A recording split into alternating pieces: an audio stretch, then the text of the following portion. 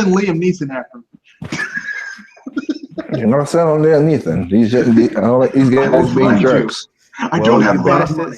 We are now live. Welcome. You know what?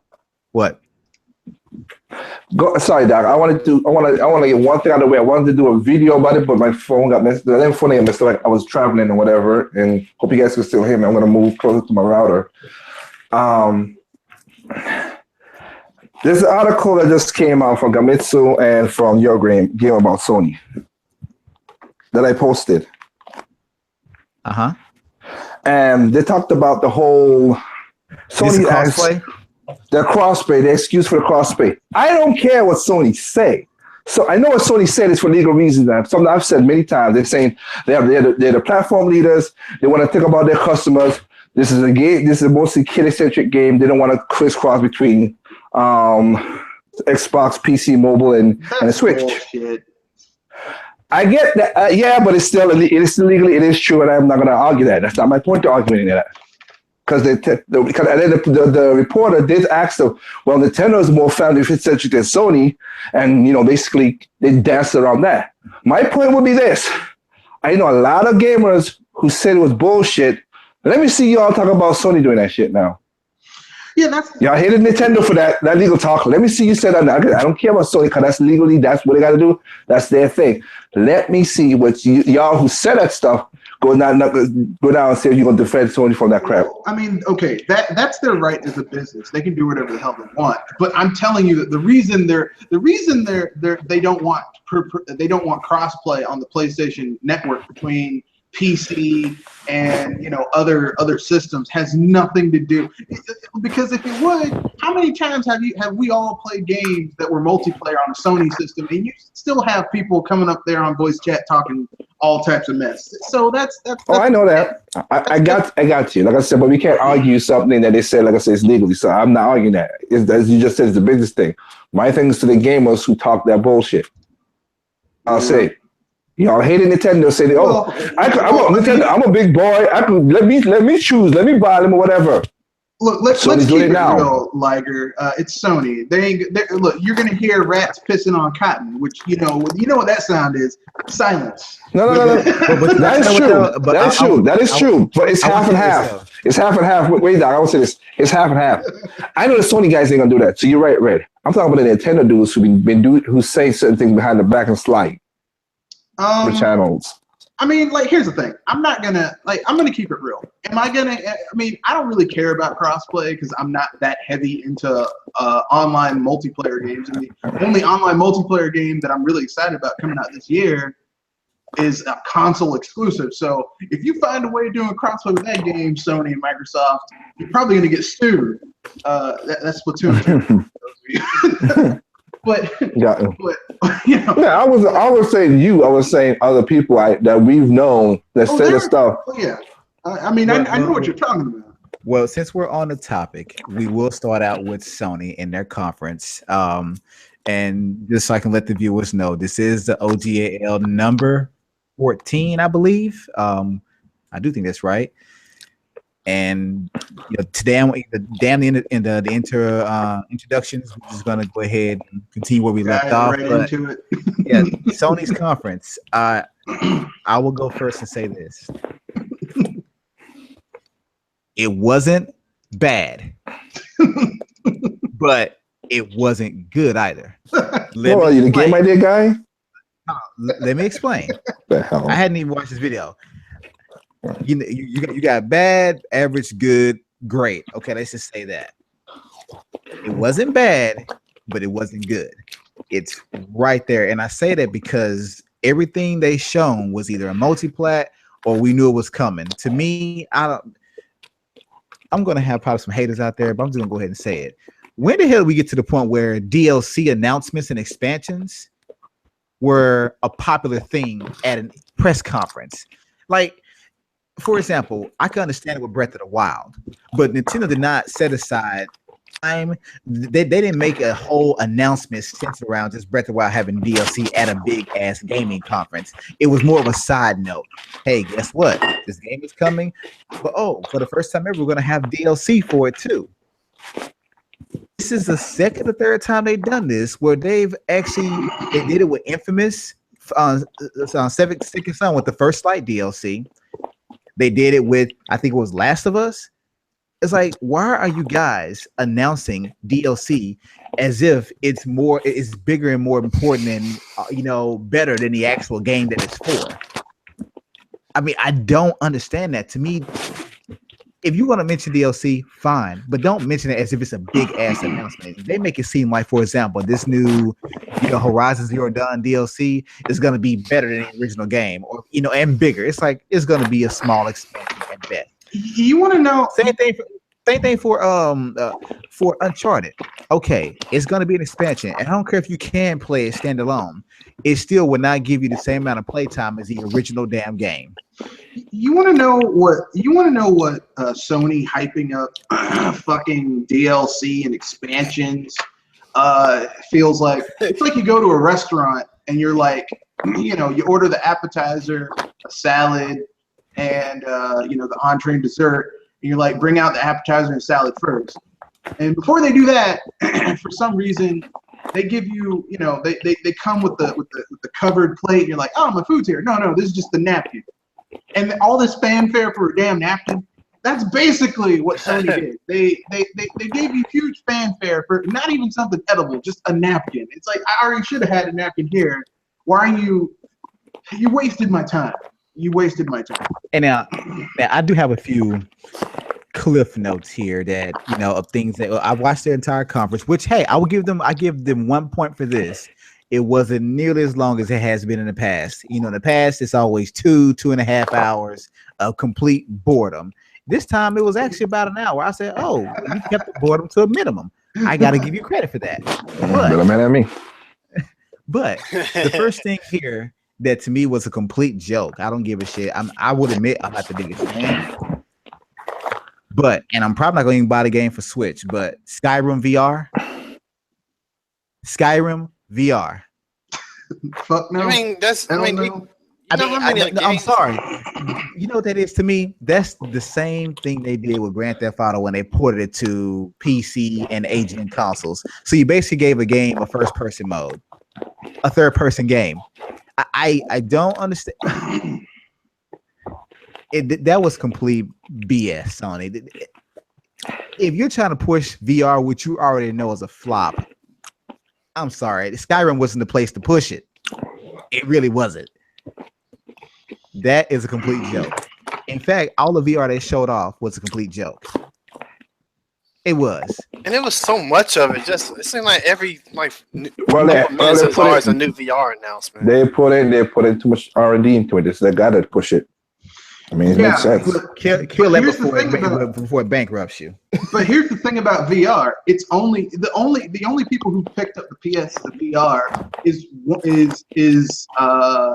if I remember correctly, 1 million out of 60 million sold PS4s. I mean, that's a abysmal install rate for VR. And if they're trying to, you have to think, if someone's going to go VR, those are gaming ones. Those are the most hardcore of hardcore fans. It's not gonna catch on because it's too expensive, and a lot of people aren't gonna want a game like that. And it's just too much bullshit attached to it. Sony, if I were you, just cut your losses right now, because if you keep on pouring more money into this pit, it's not going to fill up anytime soon. You know how that does not work in the boardroom. Well, oh wait, this is Sony. Never mind. They're going to do it anyway, so it's a For me, I would say that if I was adding one thing, I'm not gonna lie, I was intrigued by the Spider-Man. I'm not gonna lie, I liked it. You told the Spider-Man game? Good. Yeah, I mean, I'm actually interested in the game, but yeah, that looked pretty good. I'm gonna say something that's gonna piss off a lot of Sony fans right now. I really am hoping they port that shit. I don't care. I don't care. I mean, if they port it, they put it. But if not, I mean, that's another game to add to my PlayStation 4 this when it comes down to Christmas time. We're not going to port that because Sony holds the film rights to Spider-Man. They worked out a deal with Marvel to share it, but I think they hold the film rights to it, and they're Kind of helping. merchandising rights too. Well, I think some of the merchandise. I don't think they hold the merchandising rights, but they hold the film rights, and I think the video game rights, since they're paying for the game to get made with Insomniac, then I think they get that too. That's not going to get ported anytime soon. Yeah, you're right. No, you're right. You're either gonna have to buy a PS4 to get that, or be like me and just enjoy the Treyarch Spider-Man games, because I'm not buying a PS4 for one Spider-Man game. Well, you're gonna buy it for Yakuza and all this stuff, so that's what I'm saying. It's another game added to your list. That's the way I look at it. Like, here's the thing: the game looks really pretty, but that trailer was very scripted. I'll have to see because there's a lot of Spider-Man games that have been coming out that looked really good, like the Beanox Spider-Man games, and they looked good, but then you got them like this garbage. Well, I mean, I'll say this: the one advantage I have over you guys is, like I said, Insomniac is in my neighborhood, so I can go down and check it out and see what they talk about, stuff like that. So I'll check it out and see what's going on with it, because that's pretty cool. I would like to see more about the game. I will tell you if it's like, because it mostly feels like I said, it looks like Arkham's Batman, basically in Spider-Man form. Yeah, I can agree with that, and I definitely am interested. I won't lie about that. I have a PS4 Slim. That game is definitely on my radar from what I've seen, but I'm not completely trusting, because, like Mr. Red Fox said, you can tell it was very, very scripted. And will the game when you play the game, will it literally flow that easily and seamless when it comes to the combat and the moving around and things like that? Because we've seen where it appears to be someone's playing this game, but it's like, no, these are actually, each one of these scenes are very, very scripted, and it may not flow this seamlessly when you actually play the game. And I would say scenes that E3 don't even show up in the game at all. Well, the thing about Spider-Man games is, the big thing about a Spider-Man game is that it's how well does he move through the city. Because that's the real thing about Spider-Man. Like, the combat is good, but you need to make web slinging through the city feel like Spider-Man. You need to feel like you're Spider-Man. And I haven't seen a Spider-Man game that was not made by Treyarch that has done that. Like Spider-Man 2, Spider-Man 3, Spider-Man Web of Shadows, Spider-Man and Venom. Oh, sorry, Ultimate Spider-Man. That was the one. All those were made by Treyarch that did that. I don't like, because I mean, Insomniac, they have a great pedigree, but they've never made a Spider-Man game before, and like all the people who tried to take that throne away from Treyarch, they didn't.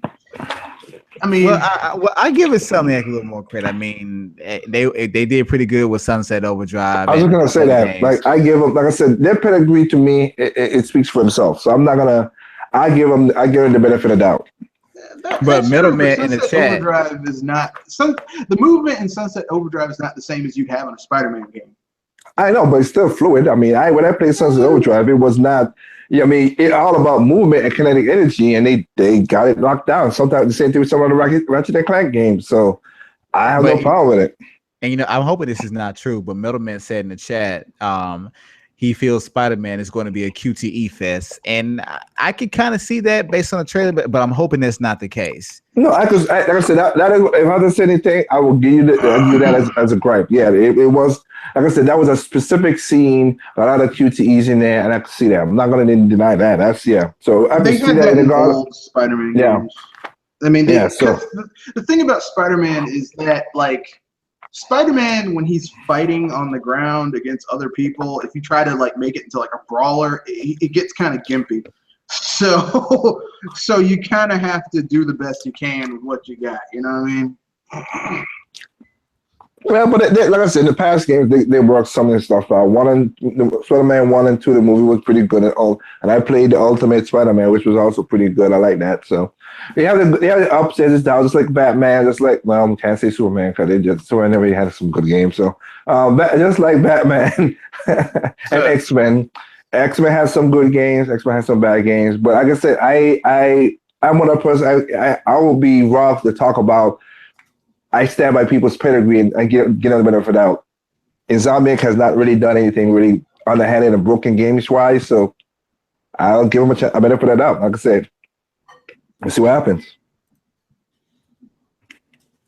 All right, then. Anyone else got anything to say about Spider-Man?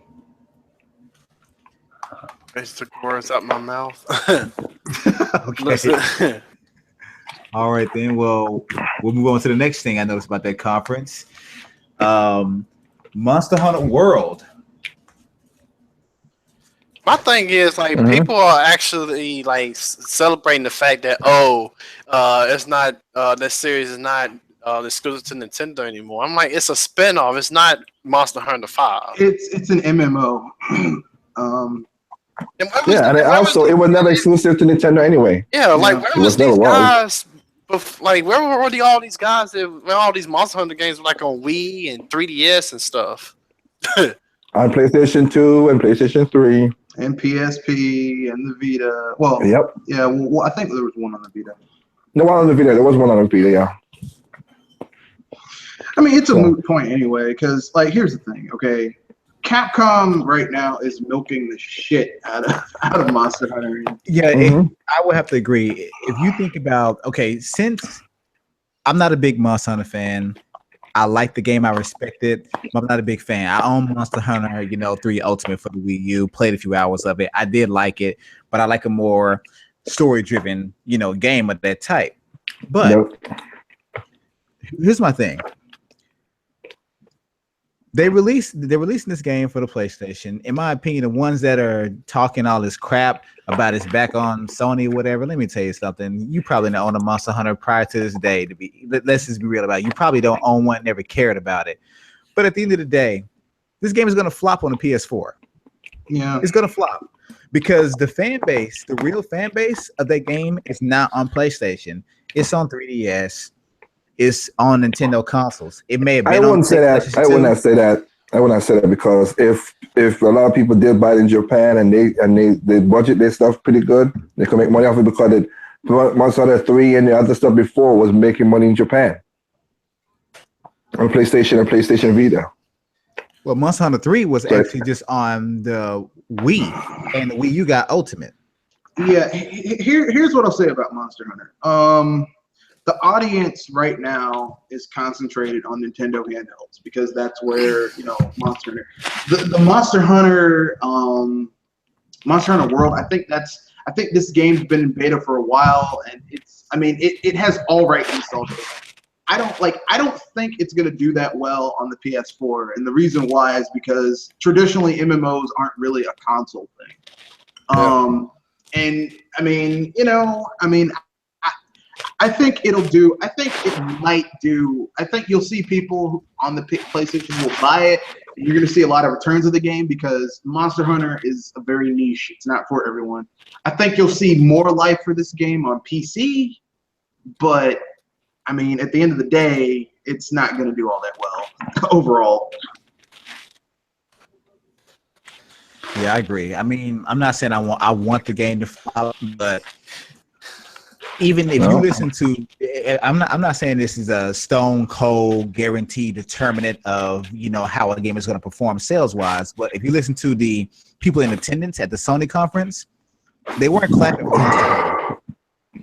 They weren't clapping at all. There was barely any reaction to that game, and that was actually a very long trailer. No one in the audience really cared for it. They didn't. I guess they're trying to go for the. Japanese audience. Well, that's what I said because Monster Hunter, like, as I repeat it, and I'll repeat it again. Monster Hunter, the one that Doc is talking about, is Monster Hunter Tri. That's the one you're talking about, Doc. Monster Hunter 3 was on the PlayStation, or on the PlayStation 3. Yeah, but the thing is, what I'm saying is that, even in Japan, I think they've been trying to get Monster Hunter World off the ground, beta testing it on PC. It's just, for some reason, Japan, they really do not they're not that into those types of, to have. They're not into PCs. Well, not even that. They're not into MMOs, taking a traditional single player game and putting it on an MMO. They're not. That's not their bag, baby. Is Austin? No. So No. of all the games to put on this system, Like I don't think that's it to kind of push people into saying, wow, in Japan they're gonna get that game. I mean, you know, I don't see that shit happening, but what do I know? I'm just a guy. Well, like I said, we'll see what happens. But I could see that because I mean, like I said, PlayStation, the other Boston before, like I said, third, two, and all the freedom, and all that stuff. Those guys basically were PlayStation exclusive for a while. Well, not exclusive, they were for PlayStation, and it's sold. So let's see what happens. That's all. I think you're right about the people because PC is not over there, and two, I think mostly it will sell better on something that's portable. You're 100% correct about that because Japan is more of a movable country. I would say the country that would take more to this would be South Korea. Yeah, that's about it. That's all I could think. That's all I could think off the top of my head right now. South Korea, cause they into the MMO crap. Like they don't. Like consoles do horribly in South Korea because they like PCs. That's the except they don't. No, I know that. PC thing No, that's what I was saying. If they do it as a PC, no, I'm sorry, I didn't clear myself up. Yeah, if they did it as a PC thing, like you were saying, then yeah, that's what I'm saying, like that, not the console itself. Yeah, I mean, you know, that's what Capcom does. That's all it is. Well, this is Capcom, and they are thirsty for anything. So, you know, right now they are. Yeah, they're damn so thirsty for money because those. Whew, I saw some of those faces in Marvel's Capcom Infinite. My God. Yeah, you did show us the picture about Charlie. Not just Charlie, Chris Redfield, Dante. I forget that dude's name from Bionic Commando.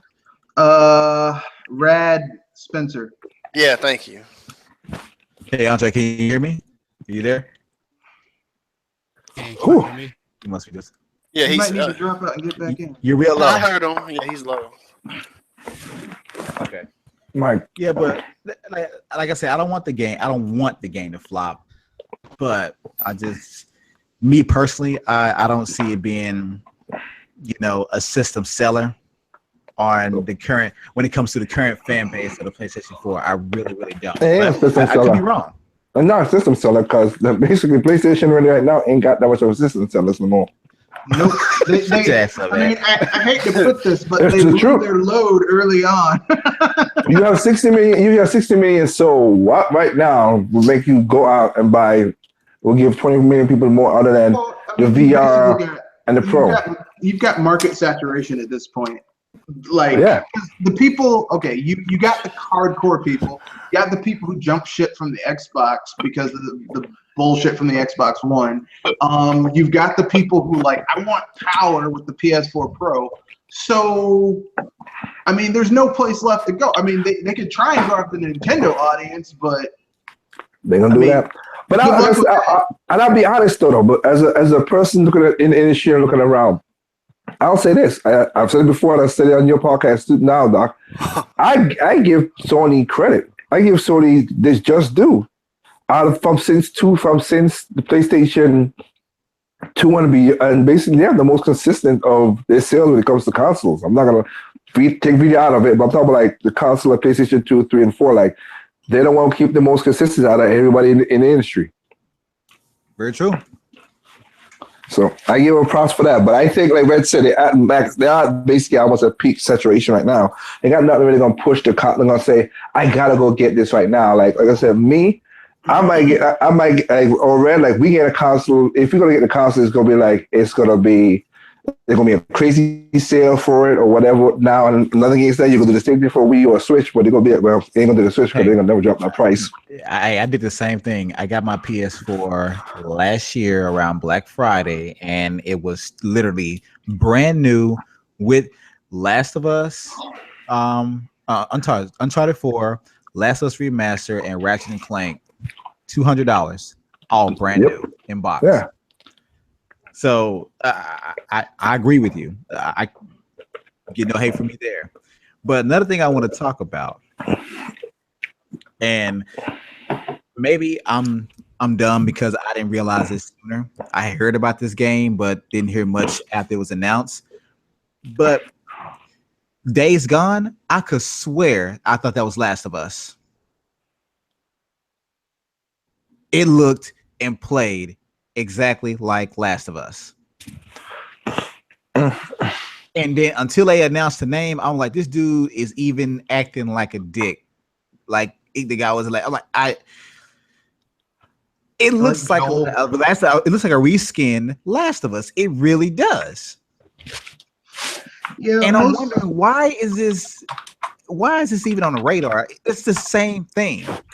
I mean, they didn't show Last of Us 2, so I figured they needed something to have something. This is Last of Us 2 with another person, maybe a more likable person besides Joel, but that's it.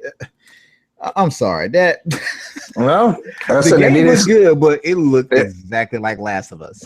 I can see you coming from. Like I said, Sony computers did this game, so like I said, it's their game too. They're pushing their kind of exclusives, which they need to. So yeah, I have nothing against that. I got nothing bad or good to say about it. It's just I'm happy that it's another exclusive for the console, and hopefully it does a good job. And Sony did some cheap BS props while they were playing the game. I guess they actually had real hanging human beings from the ceiling that would wiggle when he walked through the. Wow. Yeah, if you look at the conference on the side of the screen, they actually had hanging humans in the auditorium. I'm like, what the? Are you serious with this? Okay. Cool. Oh well. Sony has always kind of been a bastion of bad taste when it comes to certain things. Yeah, it's bad taste. But I mean, what do y'all think about that game, honestly? No, I just said look, I seen the game trailer, and I could see you talking about the whole Last of Us vibe. But if people like, look, if I like Fire Emblem, and then they gave me a Fire Emblem kind of like game, I wouldn't knock it. I wouldn't knock Intelligent Systems for what it did. They give another game what it is. So like I said, if it is, like I said, this is their exclusive. This is not nobody else. This is a true console exclusive.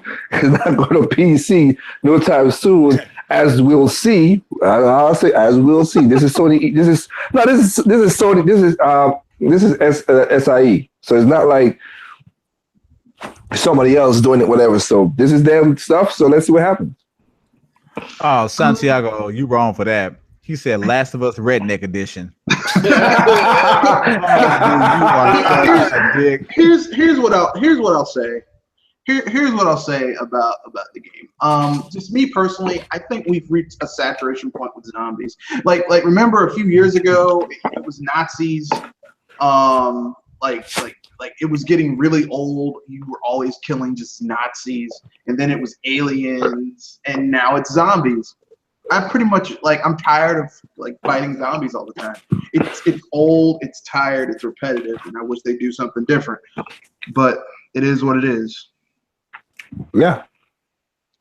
Well, like I said, the game looked good to me, but I actually am interested in the game, but I just couldn't help but feel that it looked and played very similar to a game I already have.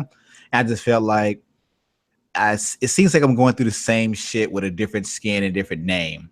They may as well, if they called this game Last of Us Redneck Edition, like Santiago mentioned in the chat, I would actually believe them. I'd be like, wow, Sony is really trolling us, but I can see where they're coming from. I guess, like I said, you can't say you're trolling because if you play Tokyo Mirage Sessions and you go play Persona, come on. True. Very true. So let's see what happens. I don't got, like I say, it's not good or bad. It's just an exclusive for the console. That's it. I mean, what I was surprised of is, and I hope they do a better version of this. Like I said, because sometimes I would again. Just like when I worked when I did Ubisoft, Red Steel 1 was a concept, didn't work out good. Red Steel 2 was way better, but because of 1, it hurt it. I was surprised. I didn't know they were going to do a NAC 2.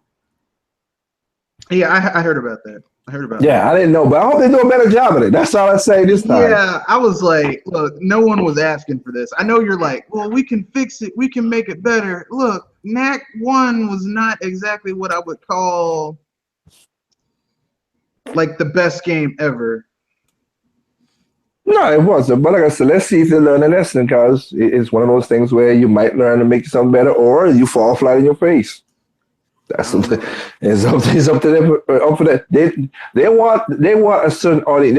They gotta curtail. They're doing what I've said many times. Like you gotta throw a big net to catch a lot of different people. Because for the run up to until last year, all Sony was going off of was Blu-ray and streaming and all that other stuff. They weren't going off of the games. Now, like you said, we come to the peak saturation. People now asking, where the games? Yeah, well, I got this console. A long time. Look, it's like that old. It's like that '88 campaign between Dukakis and Muskie versus Bush and Quayle. Where's the beef? Where's the beef? Where are the games? Look, man, if you're looking for games, shit, you only have a Sony console. I don't know what to tell you, man. Unless all you really want are multi-plat, then you're fine. But if you want something special, then I don't know what to say to you, man. Well, let's see. Well, you know what? I actually want to pull up something that Sprite has commented on a few times, and you know where I'm going with this since they had it on that conference. Marvel vs. Capcom Infinite.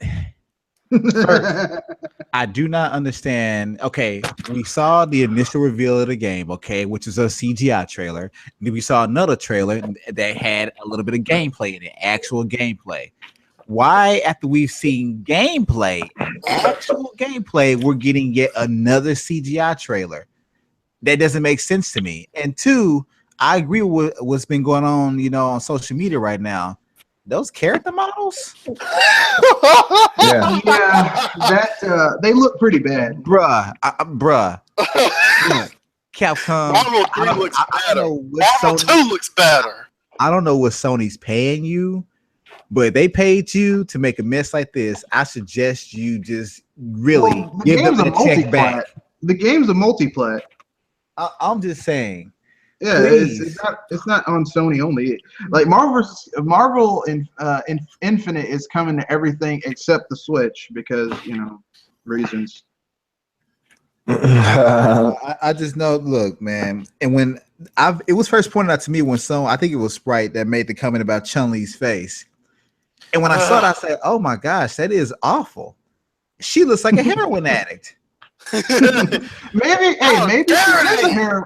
Maybe she is a heroin addict. She's from China and they have opium there. So my wife. No. Man, look, she's not your wife. You just like those thighs. I don't like them thighs. I like them thighs. Yeah. Now I'm looking at Sprite's thing on Google Plus. Yeah, that's some horrible. Yeah. Well, you know what they did? They outsourced facial animation like to people in Montreal. Now I'm looking at him. Dante look like he's taking a shit. Like that. Chris Redfield just found like he just lost his house because he's just like this really. And Chun-Li just do not look. No. That's not Chun-Li. She is no longer waifu material. No, she lost the like she's a tough fool, but she lost the like tough but cute. Okay, no, she looks depressed. Yes, she does. She don't want to be in that yes, game. She does. It's like, God damn, I can't believe I'm in this shit. Yeah, it is. I give it that. I was still looking forward to this game. Oh well, I'll get it on PC when it's on sale. And hopefully people can mod in some better stuff. True. Excuse me. That is true. I can't argue with that. I'm sorry. On the PS4. Look, I'm sorry. Those models look so bad. I may go buy Street Fighter 5. No, it looks worse than Street Fighter 5. No, that's hard because Street Fighter 5 looks. At least Chun-Li looks normal in 5. She doesn't look normal in Marvel's Capcom Infinite. I'll give it that. Like I said, I'll give it what Spike saying. Well, she's got Megan Fox hands. No, but Chun-Li Karen, the characters are disproportional in that game. Hold on. I'm sorry, but in this Marvel's Capcom Infinite, Chun-Li looks like she's recovering from domestic abuse. Oh God! Well, who beat her ass? Well, no, you know what happened? M. Bison was like, you know what? I finally got you. I'm gonna take you down this time. I mean, seriously, she does not. She looks so. You're right, Doc. That would be the best place to do it. But I still say Dante look like he's taking a shit right now. Like that's what he looks like in the picture that Swipe put up. Like that owl pick you always have, like her. It's like, man, just close the door. I'm taking care of business in here. I mean, maybe he bought some. Maybe he's having to use some of that Scott toilet paper that has like zero comfort. No. Maybe he has to use. Maybe he got stuck in the bathroom and he thought there was enough toilet paper in there, but it was some of that one and just the one sheet came down, and he just had to take the mondo of all dumps. And he's like, no, that's a tough situation to be in. That's a tough situation to be in. Oh my goodness, that's just not a good look. Not a good look. Yeah, they bunk. I'm sorry, but they bungled that, man. They really. I got but here, let me ask this too. Okay, fighting games. Now you can do 3D models. That looks good and hand drawn, and you can hand draw 3D models that look good. What is up with like same thing with King of Fighters 14? What is up, you guys? Stop trying to go with these. Leave it alone. Go back to sprites. You're better that way. The sad thing is that Marvel themselves commissioned this game to get made because they want to hype up the next movie that's coming out. Yeah, no, yeah. I mean, like, so they were given a decent budget because Marvel doesn't want to like at this point, Marvel doesn't want to mess up their brand. They're very big about not messing up their brand. And personally, I think Capcom took that money and reinvested it into something else. I guess that's where Keiji Inafune learned his business. His skills, his business sense. But the thing about it is, like, these people that they pull it from, except for even King of Fighters, you have years of what the characters look like. Why go try to drastically change them into this? Because they're lame. I would say that. Well, you know what? We could use that expression. If it's not broke, don't fix it. But if Street Fighter V and Marvel's Capcom 3 Ultimate were broken, they probably felt the fix was needed. Yeah, but okay, Marvel. Okay, not that. Yeah, okay. Go ahead. Was broken balance-wise. The character models weren't broken. Yeah, that's what I was going to say. Yeah, Marvel 3. I'm not a fan of Marvel. I'm being broad, but you might not. Yeah, but that has nothing to do with the character models. The character models in this look like, this look like some shit that a kid who just graduated from Full Sail University did. You know what we sound like right now? We actually sound like a bunch of disappointed graphics whores, but in actuality, we're not. That's not graphics. That is not graphics. That is not graphics. Like Marvel 3. That doesn't even look like Chun-Li. That looks like Chun-Li's stunt double. It's like that is not graphics, Doc. It looks like they got the lady. I'm being facetious. Okay. It looks like they got the lady from who played the stunt double for that chick from Street Fighter the movie. Like that. You're wrong, Red. Like, the day I came to your village was the most important day of your life, but to me, it was Tuesday. Yeah, that was Ming-Na Wen who does Mulan. Yeah, I know you're talking about. I love that line. That is a good line. That is a good line. Like Marvel 3, I don't care for Marvel 3, but still, it looks a lot more pleasing. Okay, Iron Man looks like Iron Man. Ryu looks like Ryu. Zero, X, like all of them look like their character models from what you would imagine them to be. This would be like if Nintendo made when they make their next Smash Brothers, and Mario looks like, I don't know. Rabbit Mario. No, they do old school Mario from the old school arcade games where they were just in the pipes and you would hit underneath the thing, where he had that weird like military hat on and not the tradition. And I mean, you wouldn't be, because technically that is an original thing of Mario, but it would just be off-putting considering how it looks now. Well, I don't want to rag on them too long. So does anyone go ahead. have anything to say about them? What, Capcom or Sony's press conference in general? Marvel's Capcom 3 Infinite. I'm sorry, Marvel's Capcom Infinite. Sorry. Capcom, don't fuck it up. I mean, there's already indications. you already got DLC character unlock this already, so they already got started, dude. Fine then. Capcom, you're fucking it up. I'm just waiting to get it on sale on Steam anyway. So Red's like, all right, you got it. You can't already fuck it up. I'm done. FL21 in the chat. Shout out to you, man. He said Tatsunoko versus Capcom is better than that shit. And I agree. Yes, I agree. Hell yeah. But Tatsunoko versus Capcom was made by a small dedicated team that were like major fans of Tatsunoko. Like major fans of Tatsunoko. And they put the effort into it, and it was a good game. And now, like I said, they never redid it. I won't be surprised. I would not be surprised.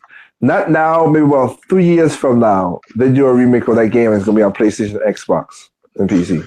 And, I won't be surprised. Everything except for Nintendo console. Except for Nintendo. I won't be surprised. No. You know what it is? You know somebody. Either Capcom is putting the EA and Nintendo to cut their check, so they said no, or some other platform paid for them not to bring it to the Switch. It happens. I'm not saying I know which one, but Nintendo didn't want to pay for the game as requested, or someone else paid for them not to get the game, because it actually would have more appeal on a system that's portable. I mean, they really don't have excuses. I mean, they can't use sales. They can't use sales as an excuse because look how much it sells. There is an shortage. Let me clear up something.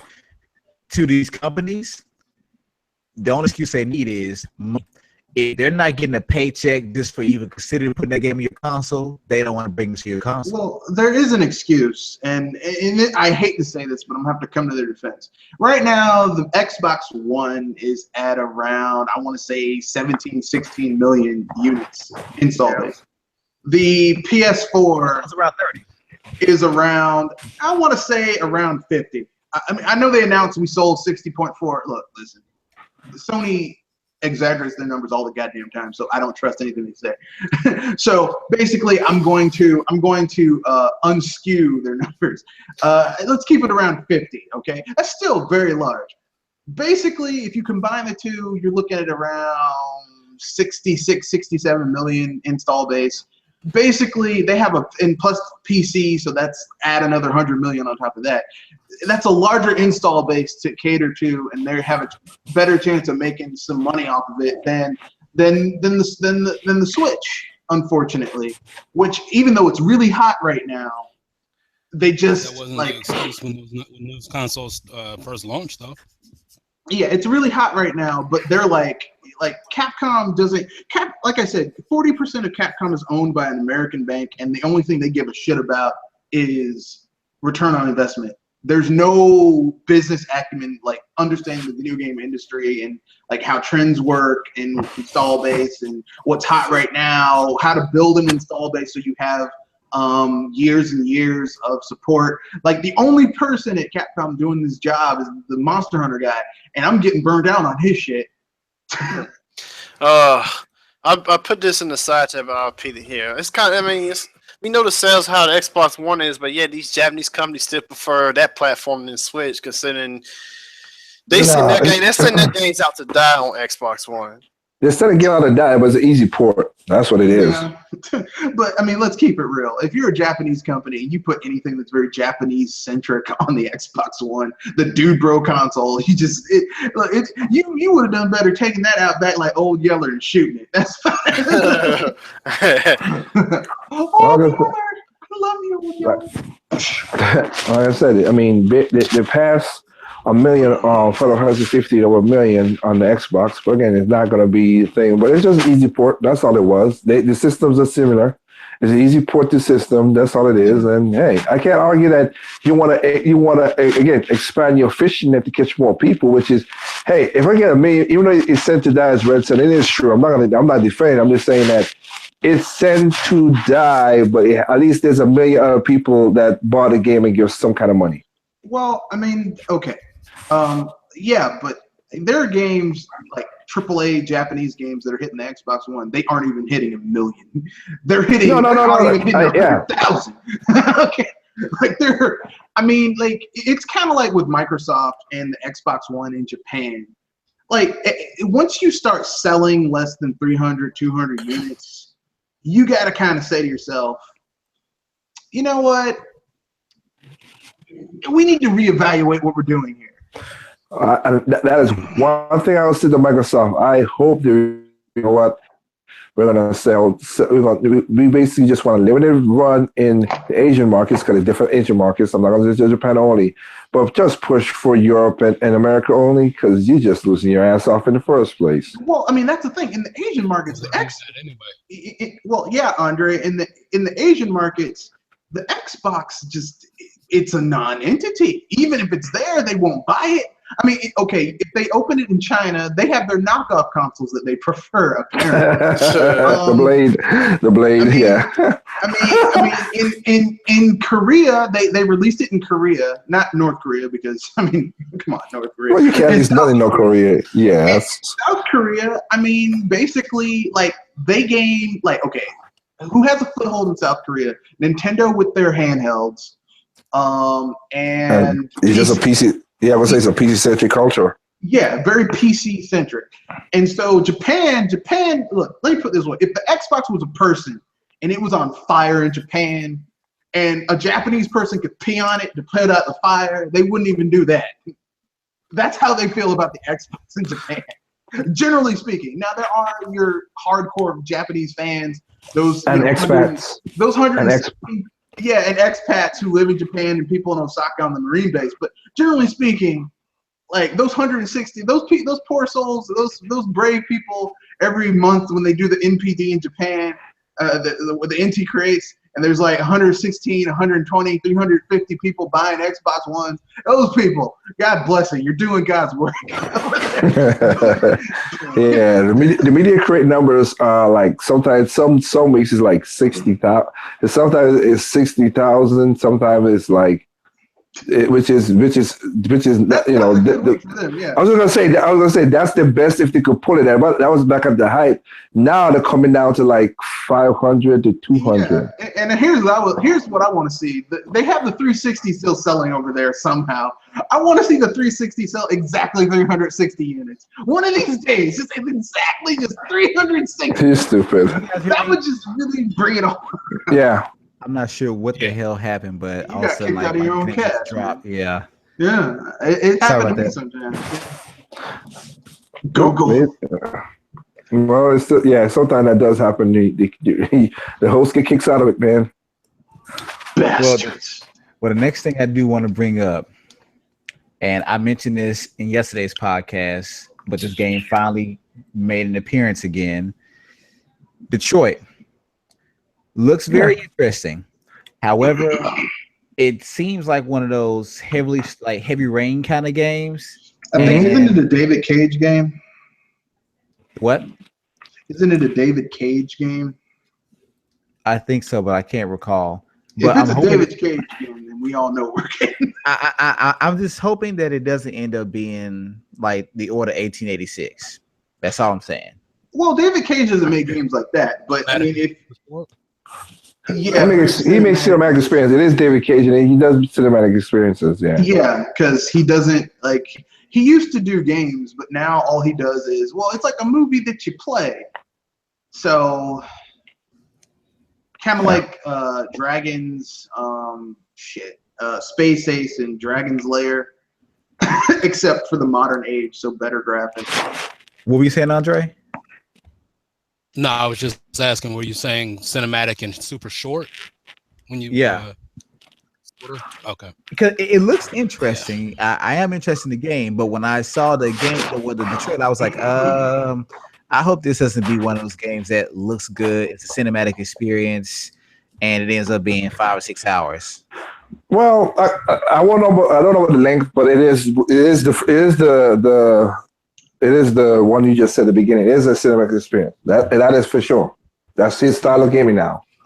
Yep. We'll see where it goes. I mean, man. there's nothing wrong with that, but it's No, I not mean you're right. for There's nothing wrong with everybody. it, but what I don't want to do, if I want to watch a movie, I can spend. I can either buy the DVD or Blu-ray, or I can spend no more than $7 at the theater. Yeah, you Why go would to I the spend movies. $60 for that? Yeah, you can. I mean, if you have Netflix or Hulu or Amazon, you have tons of movies on tap. So, I mean, you know, look, the game looked interesting, but when I saw that David Cage's studio was behind it and David Cage was like doing it, I'm like, yeah, I'm done. It looked interesting, but I'm like, it's David Cage, so I'm done. You know, it's because I don't really like his design philosophy when it comes to games. So I don't like his games either. So Another thing that did surprise me during this conference, and maybe it's just me, but Shadow of the Colossus. yeah, Is that another remake. Is that a remaster or a sequel? It's a remake. Remake. Oh, Didn't wow. see that coming. That's a remake. Yeah, I saw that coming. Okay. So we might as well just go ahead and say Eco's next.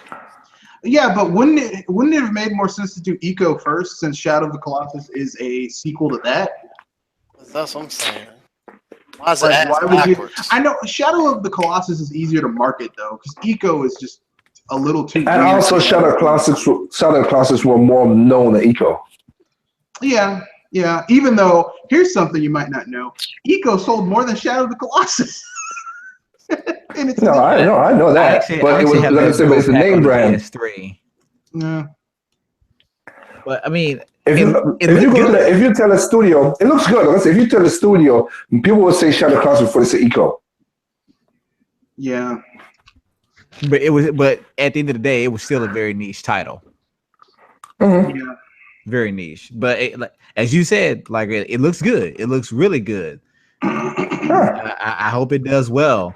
But once again, this is nothing but Sony digging into their back catalog instead of making new games. And well, I can't fault them for that one. I can't. That's old enough, and it's something that they could redo because again because of the same thing on Nintendo. It's been a while, so you're right. But the reason why I'm kind of on the fence about that, because although that game is old and it's nice to have it remade from the ground up, at the same time they did have a HD remaster dual pack that you can actually get on the PS3. No, you're right. So but like I said, no, and you're right. And right now we don't know if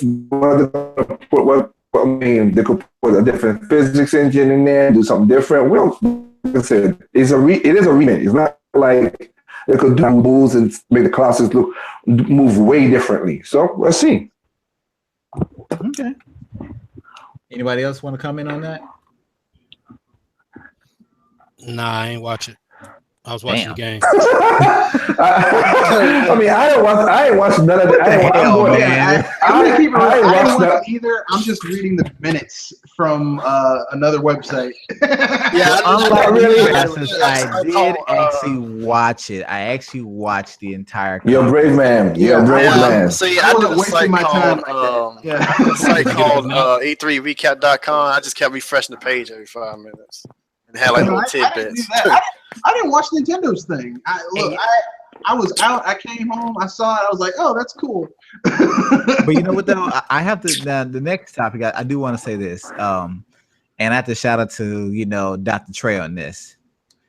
To all these people that are clamoring about this, that Sony's showing, and even Microsoft's showing, but especially Sony's, almost everything they showed is not coming out this year. So now Trey, how about Liger, who I would say it's funny how we don't get on the podcast. You always get credibility for me, whether I say it or not. You're here, but I'm just saying. I said the same thing as Trey before Trey. Hey, look, I'm not saying you never said it, dude. I'm simply saying I'm saying this for the gamers out there that are always riding Sony. It's like, look, you can say they show more games you're interested in. None of those shits are coming out this year. You know what's coming out this year? A DLC expansion. Two.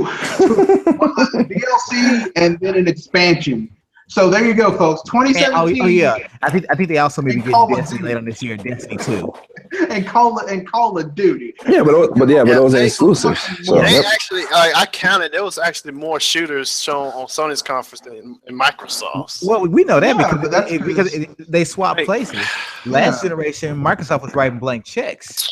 yep. Yeah, This they year, get that money. anymore. Sony's writing checks. They're not necessarily blank, but Sony's still paying them is to get their exclusive content or to have some type of exclusivity deal with them, whether it be DLC, timed, or whatever. But Sony's paying them. They really are. Yep. They don't have much. But here's my question, and I'm not gonna go off on a tangent on this, but where are these third parties gonna go when Sony can't afford to pay them anymore and Microsoft refused to pay them and Nintendo is never gonna pay them? They're gonna do PC? something that they're gonna do something. PC's gonna go not to viable at that PC. point. PC can't support them.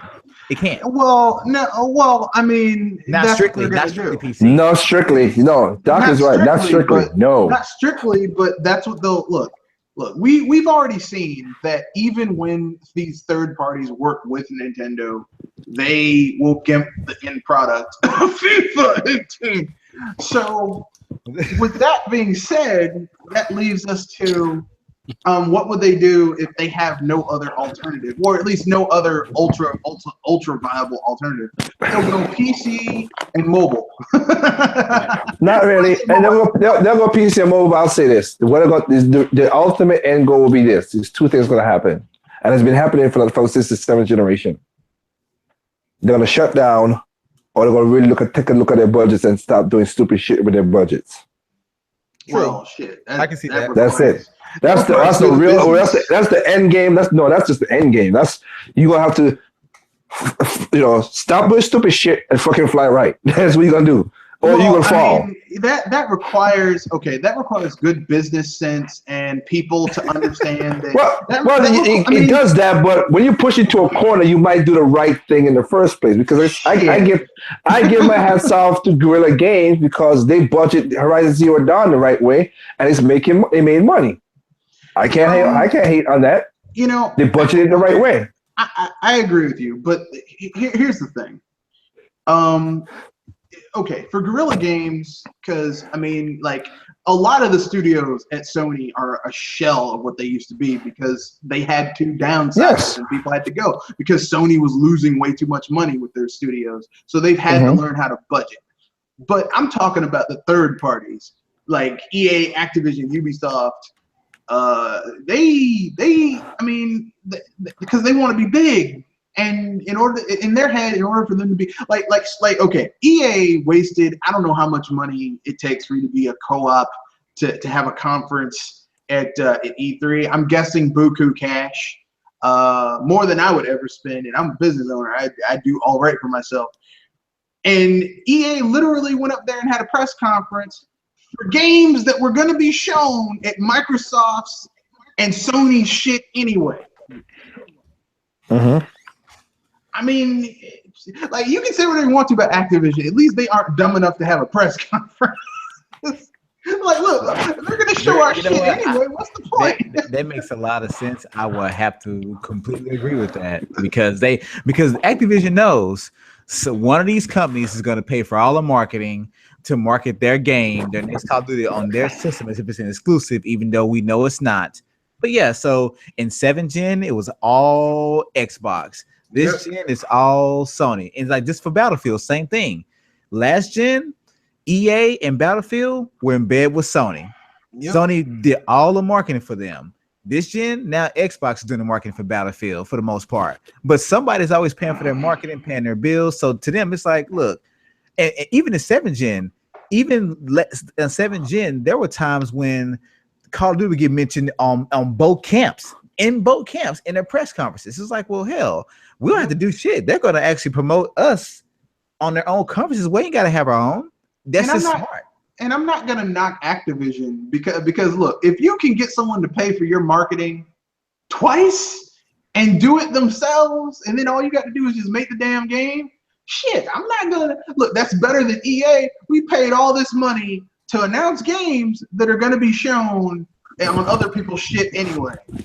Wait a second. That was, we need to rethink this. Well, the last thing I do want to bring up before we move on to Nintendo I'm pretty sure you guys are waiting for that. And this is going to be a comment. I would say that both Call of Duty and Destiny 2 were expected. No surprise. And from my perspective, for me personally, I have no interest in either one of those games because they're not innovating a damn thing. And God of War actually looked good. I'm interested. It looked pretty good.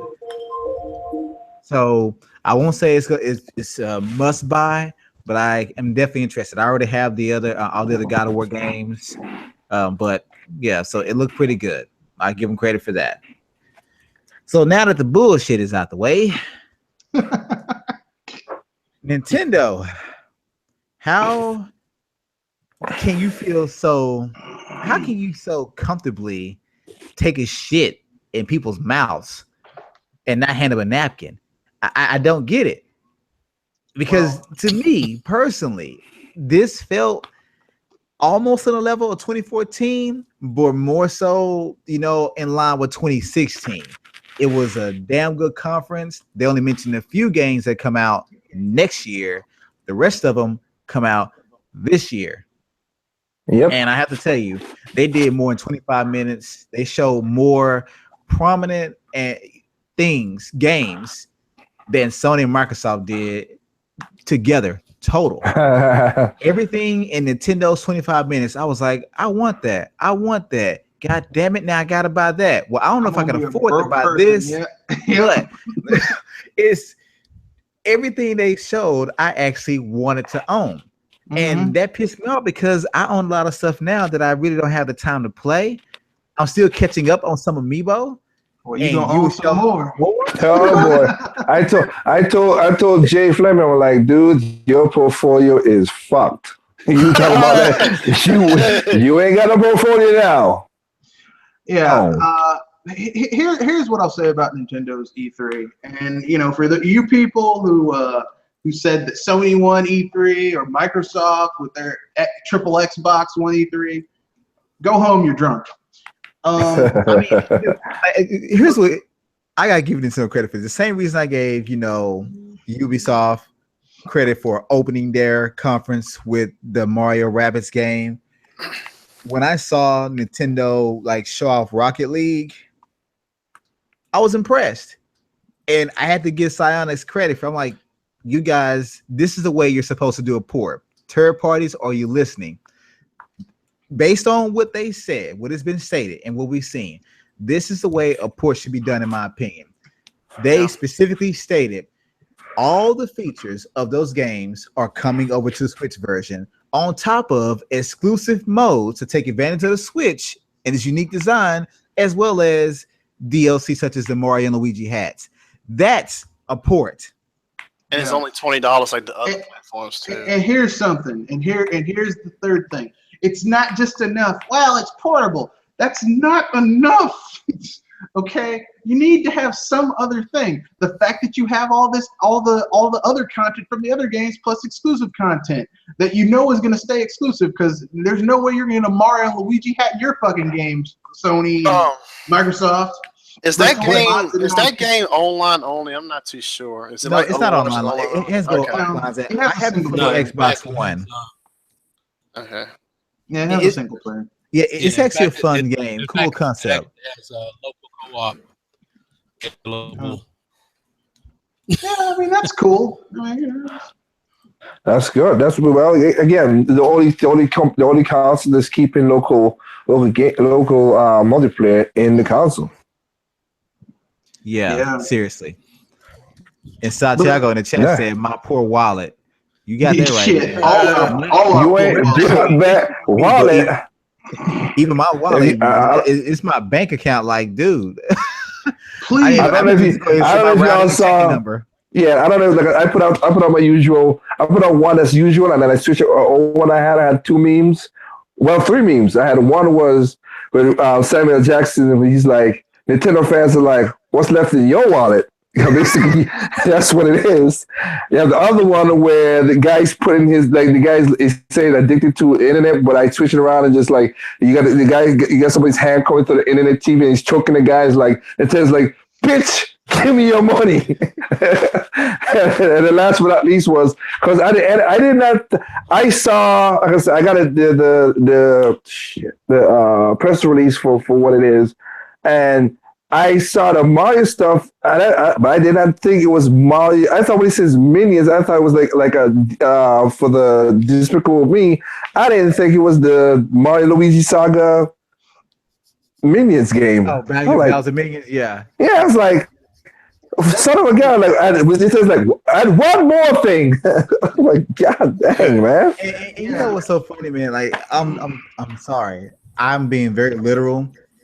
I literally have to get everything that they showcase, essentially. Yeah. You know, Skyrim is not a must for me. It really isn't.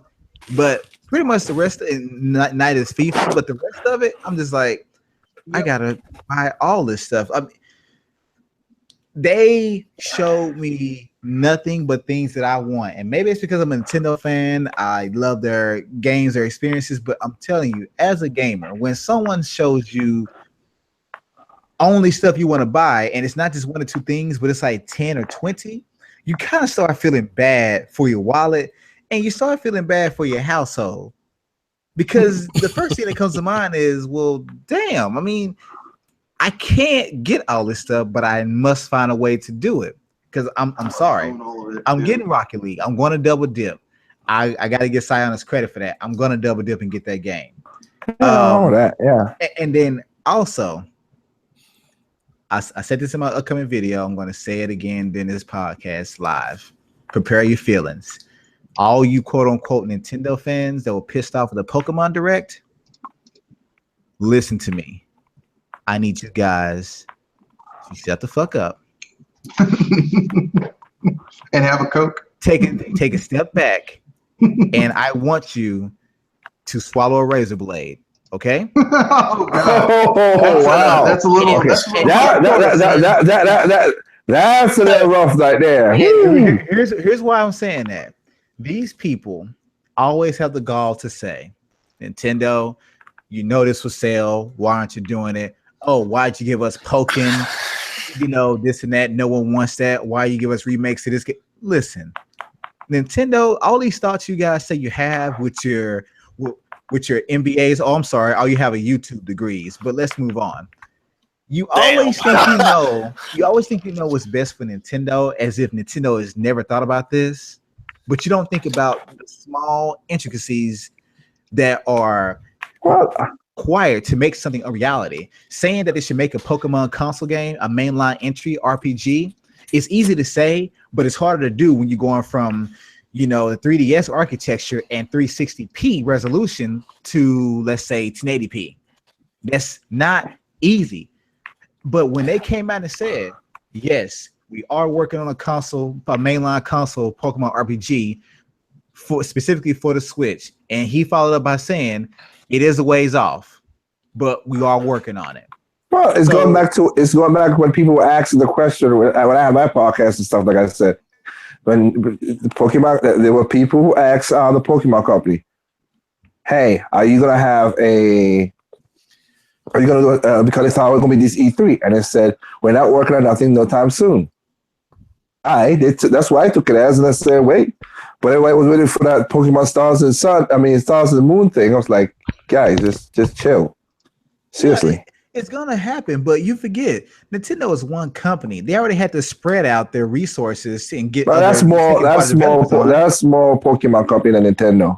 I mean, I know, but it's still that we're talking about one company that's having to make a lot of games cater to multiple types of crowds across multiple genres. They can't get to everything at once. They can't. And Pokemon Company, they got their hands full too. Yeah. Trading card game, 3DS games, the occasional console game, the mobile game. They're all over the place. I mean, they're making money. I think money is their goal. But they can make money a lot quicker on the 3DS than they can on, let's say, the Switch. It's going to take them a while to build a game for the Switch. If you don't, and then let's say Nintendo was to take Pokemon Sun and Moon and just port it to the Switch the way it is, then you a bitch about the fact that they didn't take advantage of the Switch. Yeah, you'll be like, it's just a lazy ass port. Why do you up-res it? Why do you add more features? Whatever they do, they're gonna have to make that game really take advantage of what the Switch is capable of. Because if it's just like the other games on handheld, but it's slightly better graphics. I don't think that's gonna scratch people's itch, if you will. It's not gonna scratch the itch. I agree with you on that. But it's Pokemon. Pokemon fans gonna buy. A lot of people say they're gonna do a lot of stuff, and they still buy it anyway. So I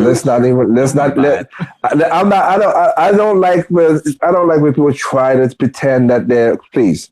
You say, oh, we're not gonna buy this Pokemon, this whatever, but you still buy it. So you will say it, but you love the game that much. Just say you love the game and just buy it. It depends on what the game, because I mean I'm intrigued, but I'm gonna have to learn more because Sun and Moon I bought the dual pack for like $50, and I was not a Sun and Moon has not been lighting my fire, if you will. But I mean, look, Nintendo dropped bombs. It was 25 minutes of just continuous bombs. Just bomb after. The only thing that would have made it better is if they had announced a new R-Type or some shit like that. But they have no control over that. So I was just gonna say what? What's wrong with R-Type? But if you look at this, is what Red just said. It's just what Red said. Sprite, you moron. I'm just saying he ain't got no control over it. Yeah, they have no control over that. Everything that they had control over, they did. Okay, I want a 2D Metroid. They're doing a 2D Metroid. Thank God. And hopefully it won't have Samus talking. Whatever. I mean, that's a remake I can get behind because it's been 25 years since the original game. And you know what? Speaking of Metroid, that Metroid 4 teaser, people, it's a teaser. It's not a trailer, so don't be disappointed over a teaser. It was more like an announcement trailer. Doc, it was more like an announcement trailer. It wasn't even a teaser. Doc, I've seen people say Nintendo won E3 just from that teaser. And then, but now people know that, hey, they're working on the game. So you got your Metroid Prime 4, and just like I said, this shit better sell at least 4 million copies. If this game sells less than 4 million copies, you guys have lost all credibility as Metroid and Nintendo fans. This game better be like Splatoon on the Wii U. But here's what I'll say. Here's what I'll say about Nintendo with their Metroid coup, because that's what it was. Nintendo pulled a Metroid coup. You know what Nintendo did? They did what Marvel did this week, or sorry, the end of last week, to the whole Wonder Woman hype. Like it was except in this case, Wonder Woman was Microsoft's announcement Sunday. Like Microsoft's like, yeah, man, this is the most powerful console ever. It's so powerful. Look at these specs, so powerful. And Nintendo was like, oh, that's cool. Okay, we'll give you a day. And then they dropped just 2 announcements. And like no one gives a shit anymore. and not to say the Xbox One X, the triple Xbox might be awesome, but I mean, I think people are gonna have. I think there's gonna be more buzz about what Nintendo's coming up with than whatever these other people are coming up with. Just right now, as it is, it's gonna take a major coup to change things around for these people. What to me. And I mean, I know this is not accurate at all, but to me, for the most part, Nintendo pretty much pleased every type of Nintendo fan. You got your selfish Nintendo fan. You got your entitled Nintendo fan. Oh no, they didn't. Oh no, they didn't. Oh no, they didn't. Because I saw a couple of fans who just happy about. That's why I said pretty much, and I was actually trolling, but I was about to say, man, where's my Federation Force 2? No, I don't think here's the answer. Here's the answer. Where's my F-Zero? Yeah. Here's what I'll say. You're but the entitled, selfish bastards. Here's what I'll say. In 25 minutes, Nintendo did what E3 is supposed to be. They assured investors as a business that we have games coming up. These are games that people are really enthusiastic about, so they'll probably sell really well. They tell the customers what's going on with the media. They told the customers what's going on, and they have games for literally everyone. They have core games, like Metroid 2 remake. They've got Kirby and Yoshi for 2018. They've got casual games coming out. They've got in between. They've got some decent third-party collaborations. They've got indies. I mean, basically, they got you covered. They're like Wanda from they're like Wanda from In Living Color with Jamie Foxx in drag. Like whatever you come up with, they got you. They got you. They got you covered. They got you. Now, if you want something ultra specific like me, I'm like, man, I want a new art type. Hold on, they ain't got me. No, they ain't got me covered, man, because I want Marvel vs. Capcom Infinite.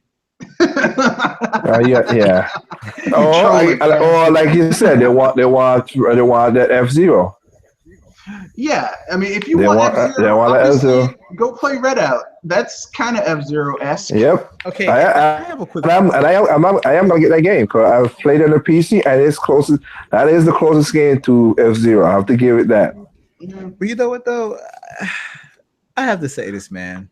Nintendo, if you're listening, please do me one favor. I need you to slow down on the amiibo. Because what's happening is, I think I already have like 80 of them. I mean, I have all the ones that released. And I'm sorry, but you released the pimp editions of Mario, Bowser. Yep. And I'm sorry, like I'm not gonna buy those, but yeah, they do look cool. Yeah. I was so happy that they didn't just take Mario's, traditional colors and put him in a blazer or something. I said, "Oh, he's wearing all white. They got him in a white tux with a top hat." Exactly. And the same thing with Bowser with the platinum shoes. I'm like, "What? Whoa, hold on." No. And then, I'm sorry. Even my wife saw these. She loves the Mario ones, but the Breath of the Wild champions. Yeah. Yes. I'm gonna keep it real. I don't give a shit about Rivali or the Zora. You going off the Ubasa? Just say you going off the Ubasa and done with it. I'm gonna need that tall, curvy black woman though. I knew you'll go off the Ubasa, so let's just say you're done with it. I'm getting all four, but Urbosa stand is great. And then on top of that, the actual Metroid amiibo. Yes. I'm gonna get this nice because it's just so fun looking. No, it's a double pack. There's a double pack. You get the fine then. I'll just do. You get that and the Metroid one, which is they say is squishy. I'm like, that's pretty cool. They go on. So the Metroid one when he breaks out of the capsule is basically squeezable, and of course Samus looks. They got some good detailing in that amiibo for her suit. So Nintendo said F all the haters. We're gonna do what we need to do, and if you don't like it, you can kiss our asses. And then of course you got Fire Emblem Warriors got their amiibos too. Yeah. I'm like, God dang, man! All of our money. So if we going by the base, if we going by just right now, if we go by just the price, this price things are right now. Okay. We know Rocket League's gonna cost $20, maybe I think it's like normally $30. Okay. What else is there?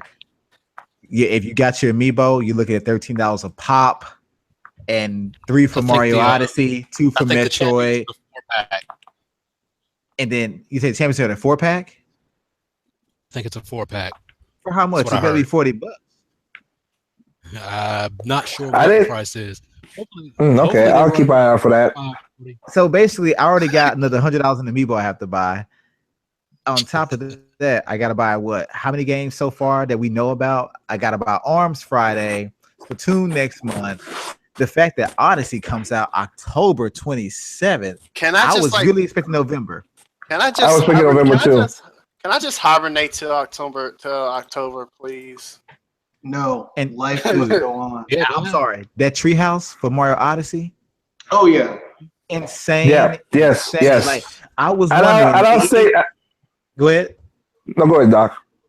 I was wondering because my wife, she loves Breath of the Wild. Okay, she loves the freedom, of course. And when I told her that this is gonna be open world, she's like, "So you can do the same thing?" I said, "Well, I'm not sure, but I'm pretty sure it's close."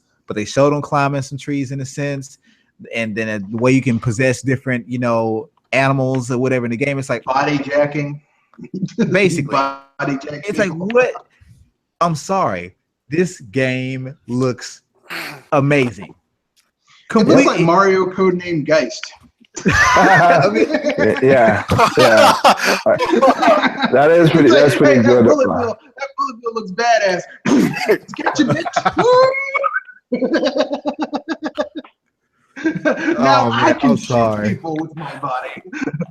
I'll say this too, but see, this is what okay.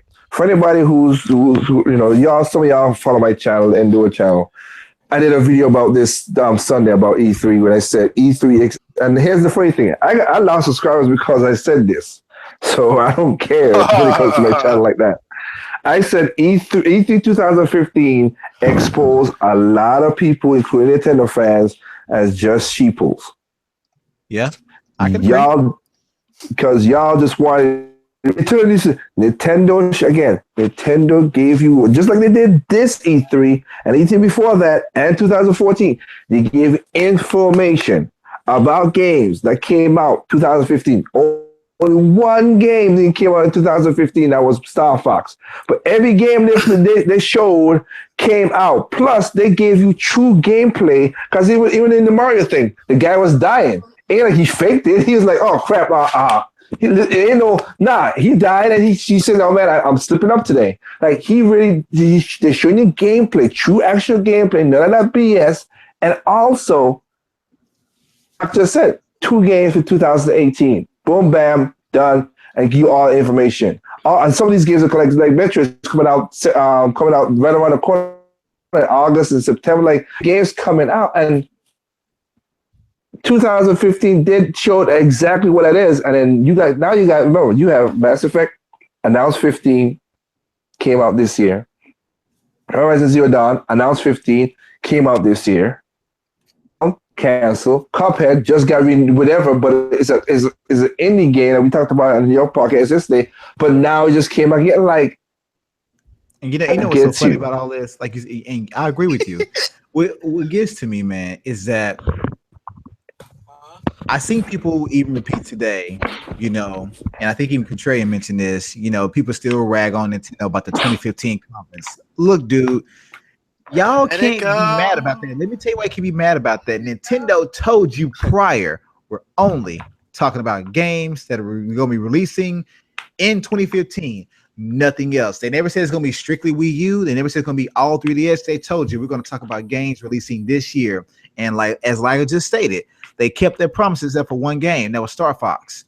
But they told you this ahead of time. Now, do we want to see more Wii U content? I will agree. I wanted to see more. I can give you that. But stop acting like and saying shit like that was their worst conference. Did y'all forget about Wii Music? Yeah. 2015 or how 2015 or how they showed out conference. Or how they showed Skyward Sword and like it was like glitching out and not working. I mean, but 2015 was not a bad conference. It was actually a good conference. It wasn't what gamers were looking for on a floundering console, but it was still a good conference. 2014, of course, I still consider it one of the best. 2016, right up there with it with Breath of the Wild. And this year, great. They didn't have any puppets or South Park, kind of theme, but even still, it was great. It was great. Yep. So all I'm simply saying is quit saying 2015 is a bad conference for them. It wasn't bad. You guys didn't like what they had to offer, but they still made money. They still kept the promises. And same thing this year. They reconfirmed, even though it can still slip, they reconfirmed that Xenoblade is indeed coming out this year. I'm pretty sure almost everyone on this podcast thought when they said holiday for Mario Odyssey, they thought November.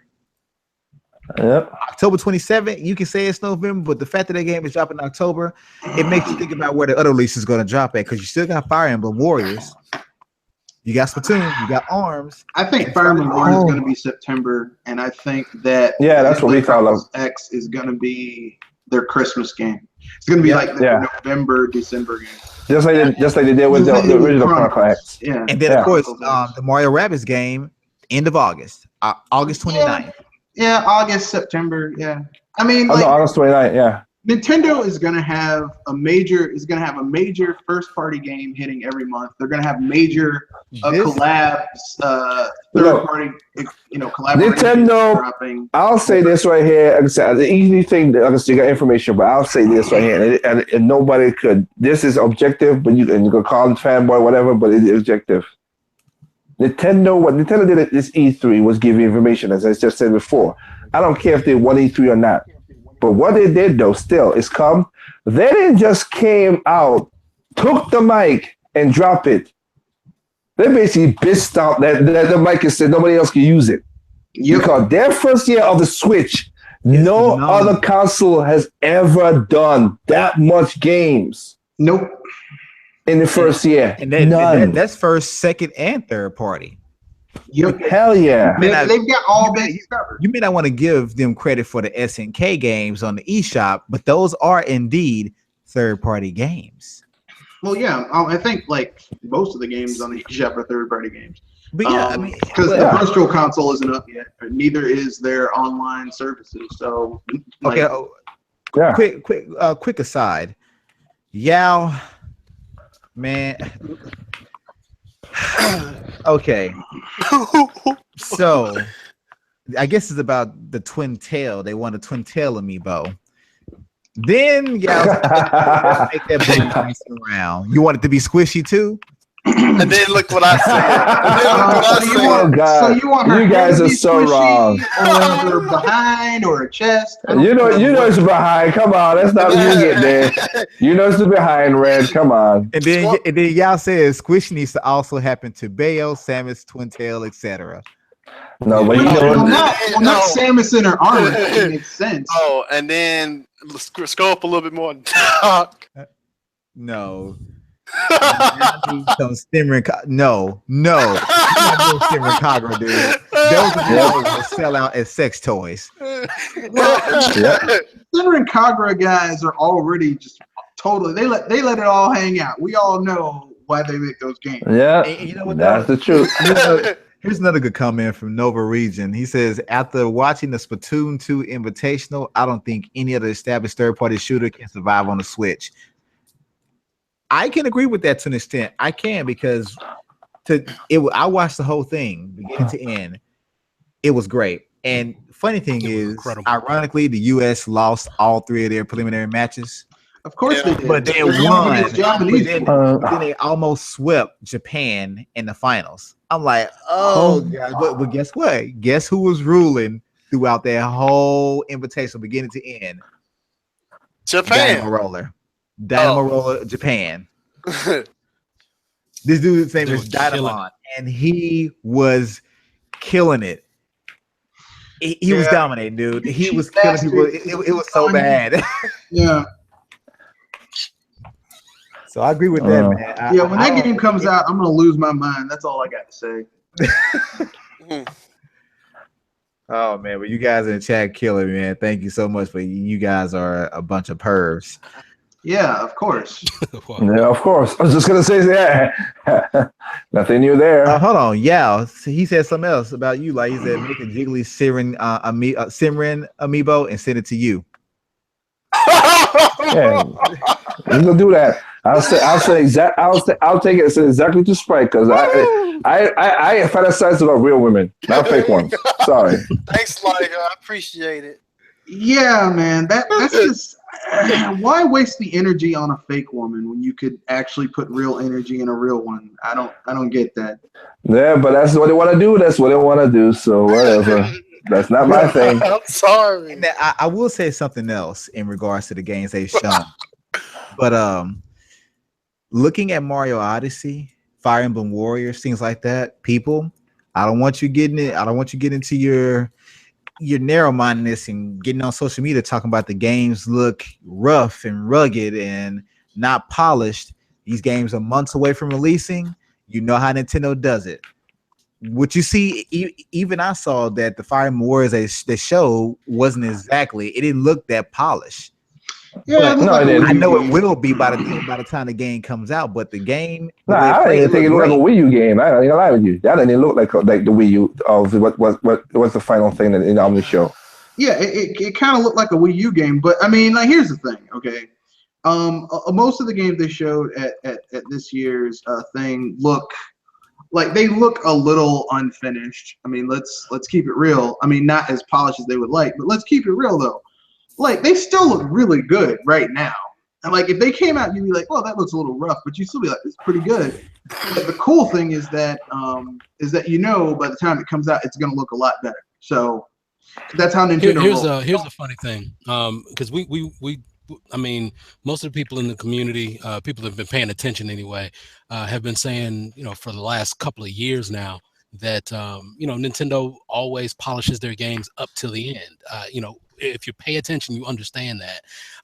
But it was interesting because during the Treehouse Live presentation, Samantha, while she was playing Odyssey, she remarked on the ROMs that each time they get a ROM, she marvels at how much better the game looks each time they get a new ROM. That's a new ROM. That's not the entire game. That's just a ROM of of what they've done so far.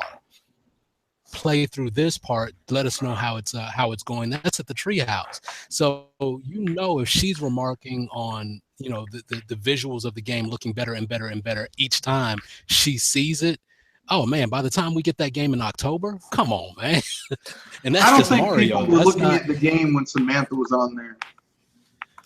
Okay, that's what name. I literally thought one time it said Sam. I'm like, what? And what's her name? That'd be awesome. What's her name? The one that had on the the checker dress or whatever. That's who I'm talking about. No one was looking at the damn game when she. Yeah, I saw the top of her stock. I was like, whoa, hold on now. Are we here for the game? Oh, you're talking about Audrey. No, that's not Audrey. You can play some. Yeah, you can play some games. Yeah. I seen a piece. I seen a chicken leg that was made out of white meat, and it looked great. You can play some games, yeah. Shut up. Yeah, but that game looked amazing. All the new just techniques you can use, it was amazing. Everything about it.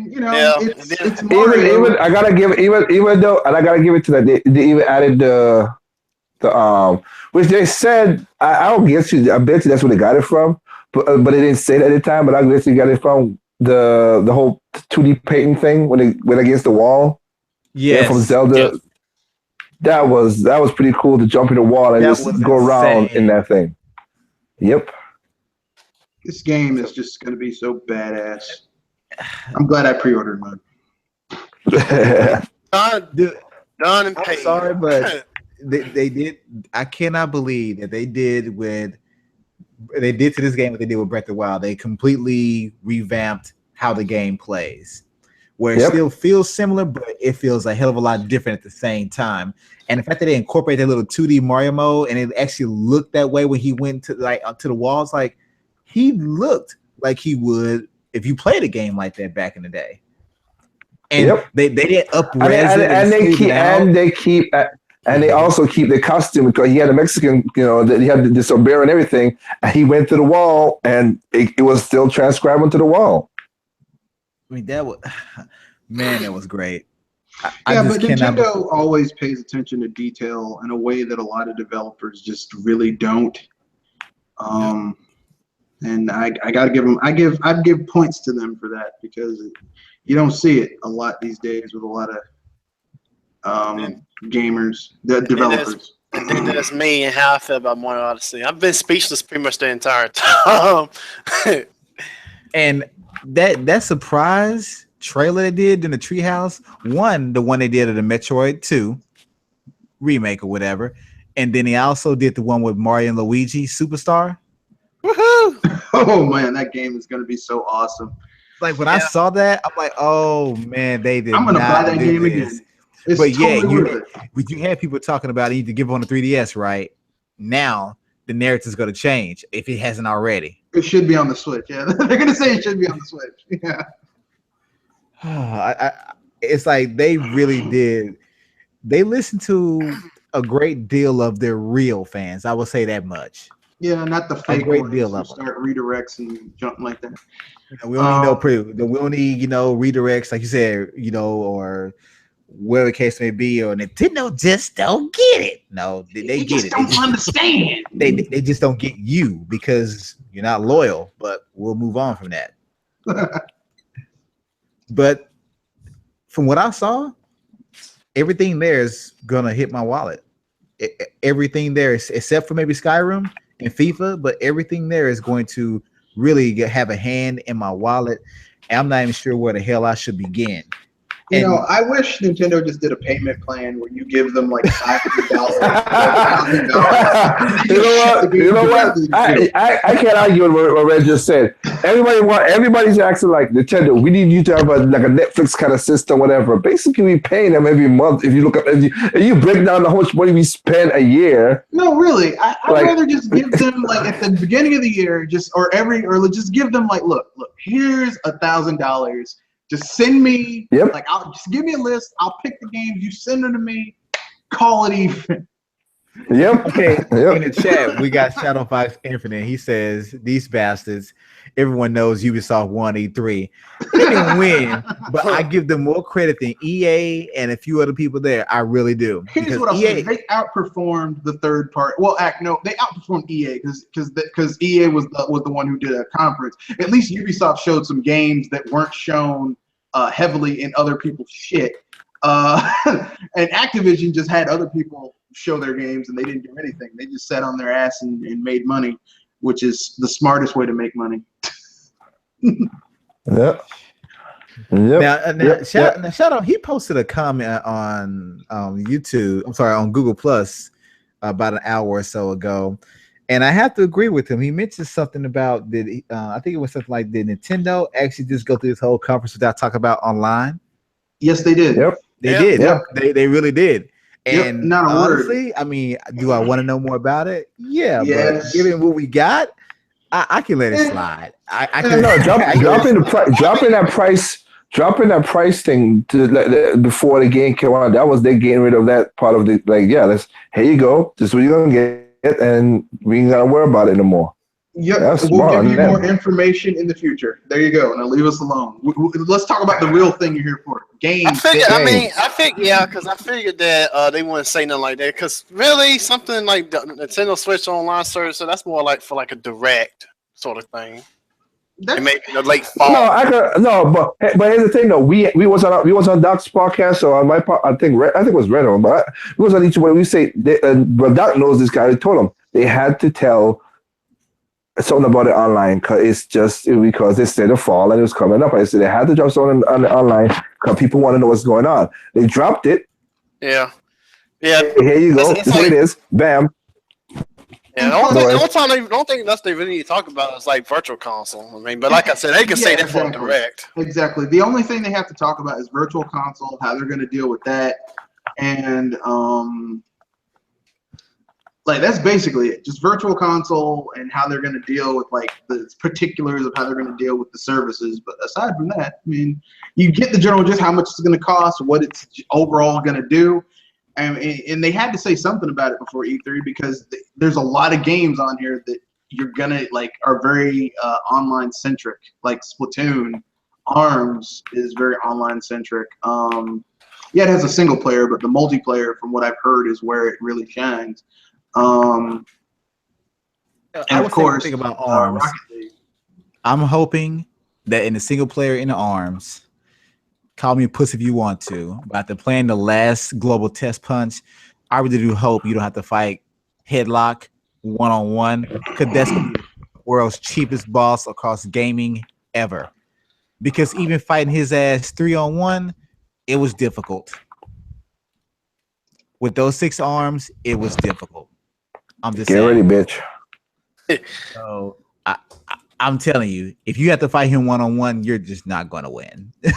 You really are. Sorry. He is the end boss for a reason. So what else you want?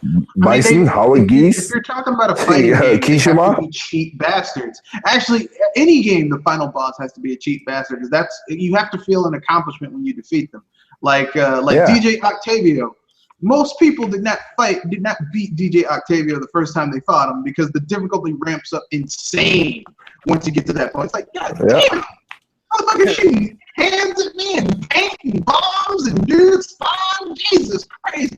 It was not this difficult earlier on. Wait, another thing I want to bring up real quick is the Breath of the Wild DLC. Yes, they actually which showed I'm playing some right now. content and listed it, and I have to say, when they showed that gold Lionel, Oh, I was a little boy. concerned. Yeah, that was the Lionel. That is the new champion. Yeah, that's the dude. That's the dude who they were saying was gonna come out in the leaks. They were like, "Well, he appears over here." Yeah, he's got like 5,000 HP. He's got double the HP of Ganon. No, Silver Lionel has 5,000 HP already. This dude has like 10,000. Double the Silver Liners. You can see that, and you can see his sword. You can see his sword and everything is all different too. So he got a unique. He is a unique savage Lionel sword. He's a tough SOB. It's gonna be hard. I'm excited about it though. I really am excited about the content. I have to be surprised. I am surprised. And one, I'll say this. One of my personally agree, but I love this from what I've seen and what they talked about in the detail in the press release that they released to us and stuff, like dungeon, then that trial sword thing is like a dungeon is ever going all the way. Because the reason I said because I did like Evertide Island. Yeah, that was take fun. your stuff away and test your skills and try to really survive. And to do that over again at a bigger, larger scale, because this is one big whole freaking thing. So you wanted that puzzle for all the thing, you got it now. Yeah, I mean, it's basically Link has to go totally commando, like just by himself, and then work himself up to kicking ass, taking names. And what you get from doing that is the powered up Master Sword. So I mean, I can't get mad. And that's actually pretty interesting to me because right now the Master Sword automatically doubles in power when you get near like a Guardian or something like or like the Ganon Blights. But knowing it's going to be an even higher level of that, I can't wait. Well, it's going to be always powered up when you're near. So it's going to be at its current power level when you're near normal enemies, but then when you're near the Blights, it gets doubled up even more. So basically, you do this really hard dungeon, this really hard over dungeon, and you get a cheat. The Master Sword becomes even more of a cheat mode, which is worth it. I mean, because it looks like it's going to be really hard. well, yeah. Don't forget. You can toggle on, which to me, I will. You can toggle on the hard mode, like so. It's like. Talking about how much to do the Master Quest sword. So if you want to go do that, go right ahead. If you want to fight somebody and then regain the help, that's up to you. It's all up to you. Now I do have a quick question though. So, how many of you guys? I know how some of you may feel already, but how many of you guys actually did watch the Treehouse of the Mario Rabbids game? I watched some of it. Live? I didn't watch nothing live, but yeah. Yeah. I didn't watch the Treehouse. I watched like the YouTube uploads of it. I didn't. Going down. The game what are you saying? Good. Well, what are your thoughts on it? It looks good. I like it. I actually might reconsider getting it, but I just. Really I'll wait. I'll say this to be honest. For me, I'll wait maybe about 2 weeks after just to make sure everything's all straight, whatever. Which I don't doubt it really because of what's going on, but. I did like it because I like those type of games. I'm not gonna say it. Puzzle games and strategy games are one of my top 3 pillars, other than action RPG. So I like those kind of games. So yeah. Yeah, I mean, to see that. Sorry, go ahead, Red. No, I was just gonna say it. Like, okay, something about the game intrigued me, and it was just how it's a very strategy-esque game. It feels almost like a little bit like how Battalion Wars was, except more grid-based. And or to me, it feels like a top-down looking codename Steam. Yeah, To me, yeah, and I like. You have a gun? So, yeah. Yeah, you have a gun, your blasters, whatever, but you got to be careful where you put yourself in. And, you have the way that they put the stupid, excuse me, sorry. Yeah, they got a rabbit in, they're going to act a certain way. That's what it is. But I just like like I said, it's Gameplay. Yeah. I like the gameplay. I like the idea. Show me something different, something new. And seriously, when I look at those guys playing it, like Red said, like I watched the video of the upload. I didn't watch, like I said, I didn't watch it live. Like they're having fun and including what they have to do. Okay, I'll put it this way. Right now, I'm at the end game, close to the end game on Trials of Cold Steel for that I'm playing too. In the game, it has its systems, blah blah. It has its systems that you could, it's a turn-based game, link system and combat system, whatever. But it's one of those games where once you get a chance to figure out and you exploit the game to do stuff that is crazy, kind of like Breath of the Wild has the same thing where you can do this stuff like.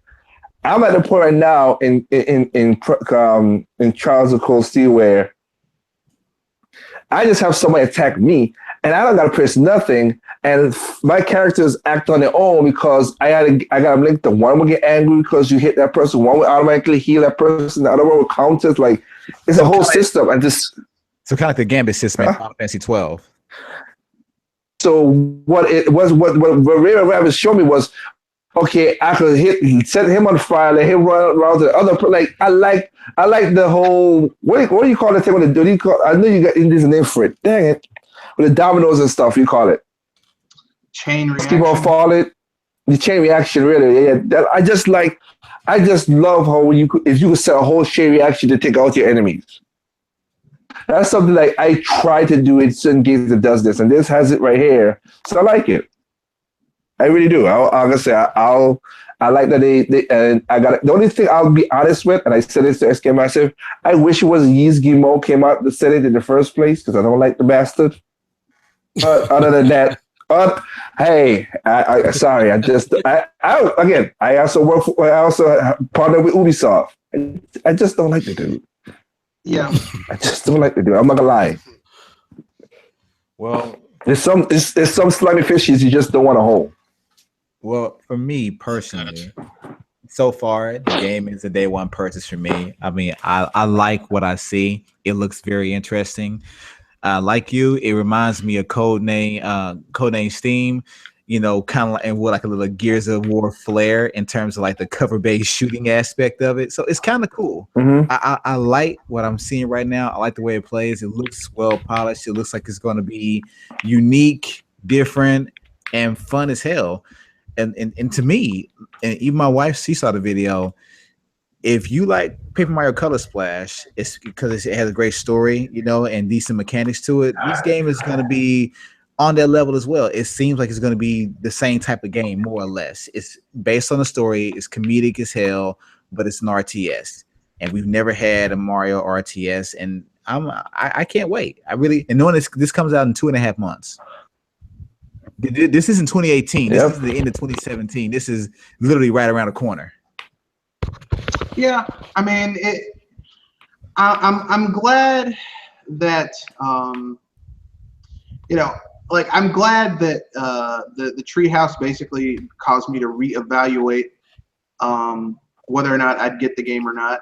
I'm now leaning more towards getting it because it does look like a type of game that I might get into because I like strategy games.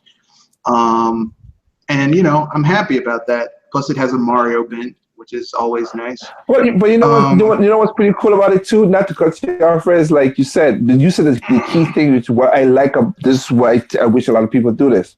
You look at the gameplay from the Treehouse. They tend to give you information, and it tweaks your mind a little bit. Yeah, well, the Treehouse really sold it to me. No, that's what I'm saying. But that's all I want. I don't want to see Again, I'll just the only reason I'm saying because I see people going crazy for the Beyond Good and Evil 2. But it's CGI. Exactly. Yeah, that's no not gameplay. Game. Yeah. Yeah, it's like I can't get hype of. I'm happy that you're announcing just like this. That's to me the CGI trailer was the announcement trailer, the teaser trailer for Metroid Prime 4. I know it's happening. But when I know that I see you, not that you playing, and like you said in your video, Doc, that remember they did it with Watch Dogs, that you think they're playing something, but then there's a PC on the ground and all that other crap, but they don't look like you playing the system and you're there just doing like Treehouse does. Then I say, you know what, you have a solid system. I'm cool with that. Yes, that sells me way more in the game than just seeing the game or announcement of the game. Yeah, that's what I like. Seeing, like, and that's what I was gonna get the game in the beginning, like period. It looked fun to me just by looking at the trailer of it, and then seeing like this example of the gameplay. But Treehouse, I was like, I'm definitely on board now because it just looks fun. Same thing for Mario Odyssey. Now I knew I was getting that game even when they first announced it. Yeah. But seeing them play it in action and actually die and make mistakes, have to do things over and over again. Like, to me, I wish more companies did that. And they even talk about what they go through when it comes to, what ideas they had, which ones they may have scrapped, what may be coming up. And what even pulls me even more is when they're playing a game and they're playing well and they get somewhere they say, oh yeah, well, we can't show this to you right now. I'm like, God damn it. Like, honestly, you're playing the game. You're right here. Show it to me. But that ropes me in, knowing that there is more gameplay there, but they're not allowed to show us yet. But it's actual gameplay for real gamers. Look what Odyssey, like because they had all kind of Treehouse with Mario Odyssey. So the one that killed me is when the guys the first I think when they were talking about you got to collect the musicians. Like, right? I thought, hey, here's one way to do it, but here's the other way to do it. Like, it's like Breath of the Wild. Like, it's many ways to do these things again. Yeah, like when he jumped off the building. But then you saw he climb up a building the other way around and jump across the same building, just to show people that you can't find another way to get to the damn trumpet player. That's the kind of basically, to me, and I could be wrong about this, but it's the Treehouse is like I mean, if we're gonna go with a car, it's like I take it for a test drive. At least I know what's going to go with the car. Yeah, and then when you see a trailer. The Mario Superstars game they were playing, that girl, like, she actually died like 3 times. Yeah, I mean, it's like, okay, it's like when you go to a car show, like half of those cars are facades, like like it's just a shell, right? But when you actually see someone put a key in the ignition, turn it on, drive it around a little bit, rev the engine, you're like, well, okay, all right then, that's badass. And that's why it's really hard for me to get excited about CGI trailers versus actual gameplay. Like, that's why the Treehouse is really, I mean, the directs are like the combo, but the knockout punch is the Treehouse because they actually show you stuff. Here's the thing: this is only day one of the Treehouse. You got more Treehouse tomorrow. Yep. I mean, like I said, Nintendo basically curb stomped their competition at this year's E3. People always like to say, "Oh, this is a competition." This is okay, fine then. It was a competition. Nintendo curb stomped Microsoft and Sony, and then came back and peed on them during the Treehouse. And tomorrow they're going to light them on fire. So there you go. Yeah. You guys actually see their showroom floor? It's full. It was crowded. My wife was like, "Well, you shouldn't buy your ticket to go," because like she was actually gonna. When I mentioned they were selling tickets for E3 that day, she wanted to give me tickets for it. And I said, someone reminded me of something on Google Plus. They say, it's good. It was good. It's good if you can go, but you literally are standing in line for anywhere between 2 to 4 hours just to play for like 10 minutes. And I said, well, you know what? Maybe not this year. I said maybe next time, because they would actually piss me off. But that show floor was empty when it came on, and then when they said we haven't opened the doors yet, man, I saw literally no empty spaces. To be honest, since the Wii, Nintendo, even when they hear the Wii, because people don't look at because remember when they had Breath of the Wild last year with stuff, and also in 2015 with stuff, like Nintendo's E3 booths when it comes to playing a game always been lines upon lines to play their shit. Well, that's weird because I thought Nintendo was irrelevant.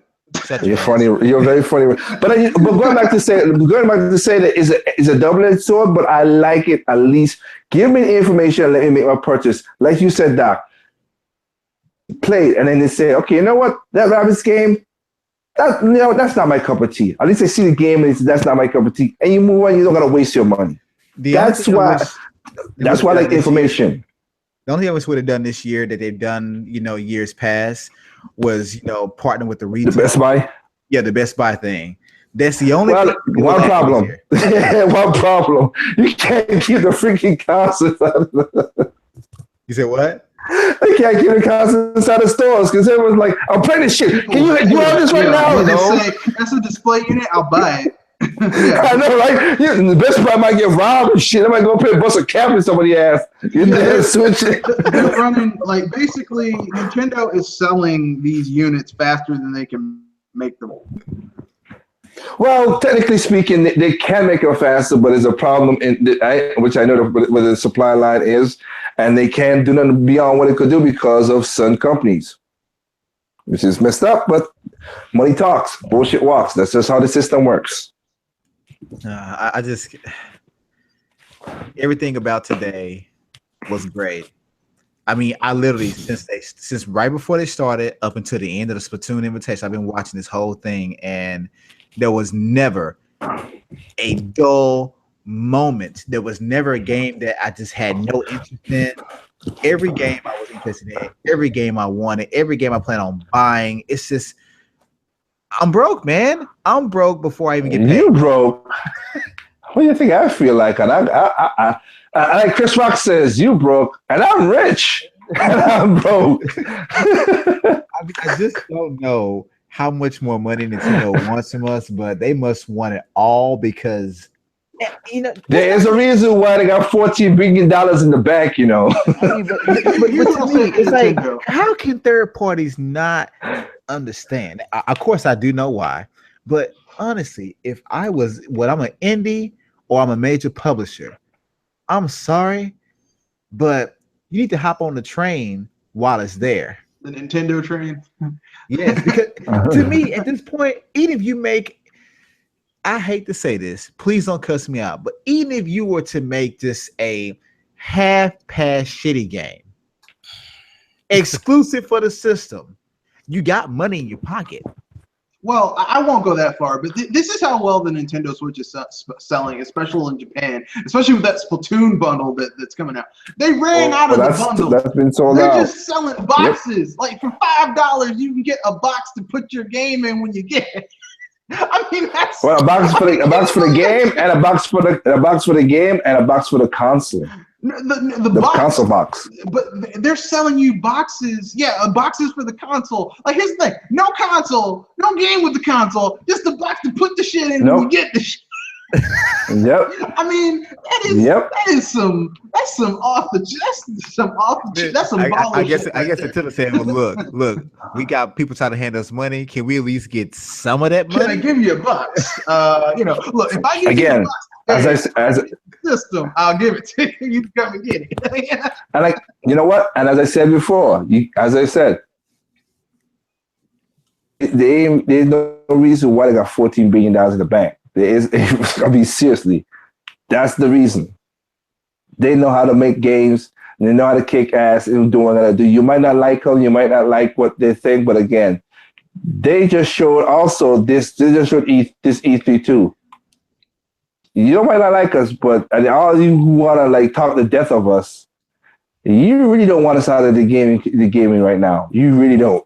if you would think logically. Yeah. And I'm sorry, but I was already going to get Splatoon day one, minute one. But after watching this tournament, the hype is so real that it's unreal.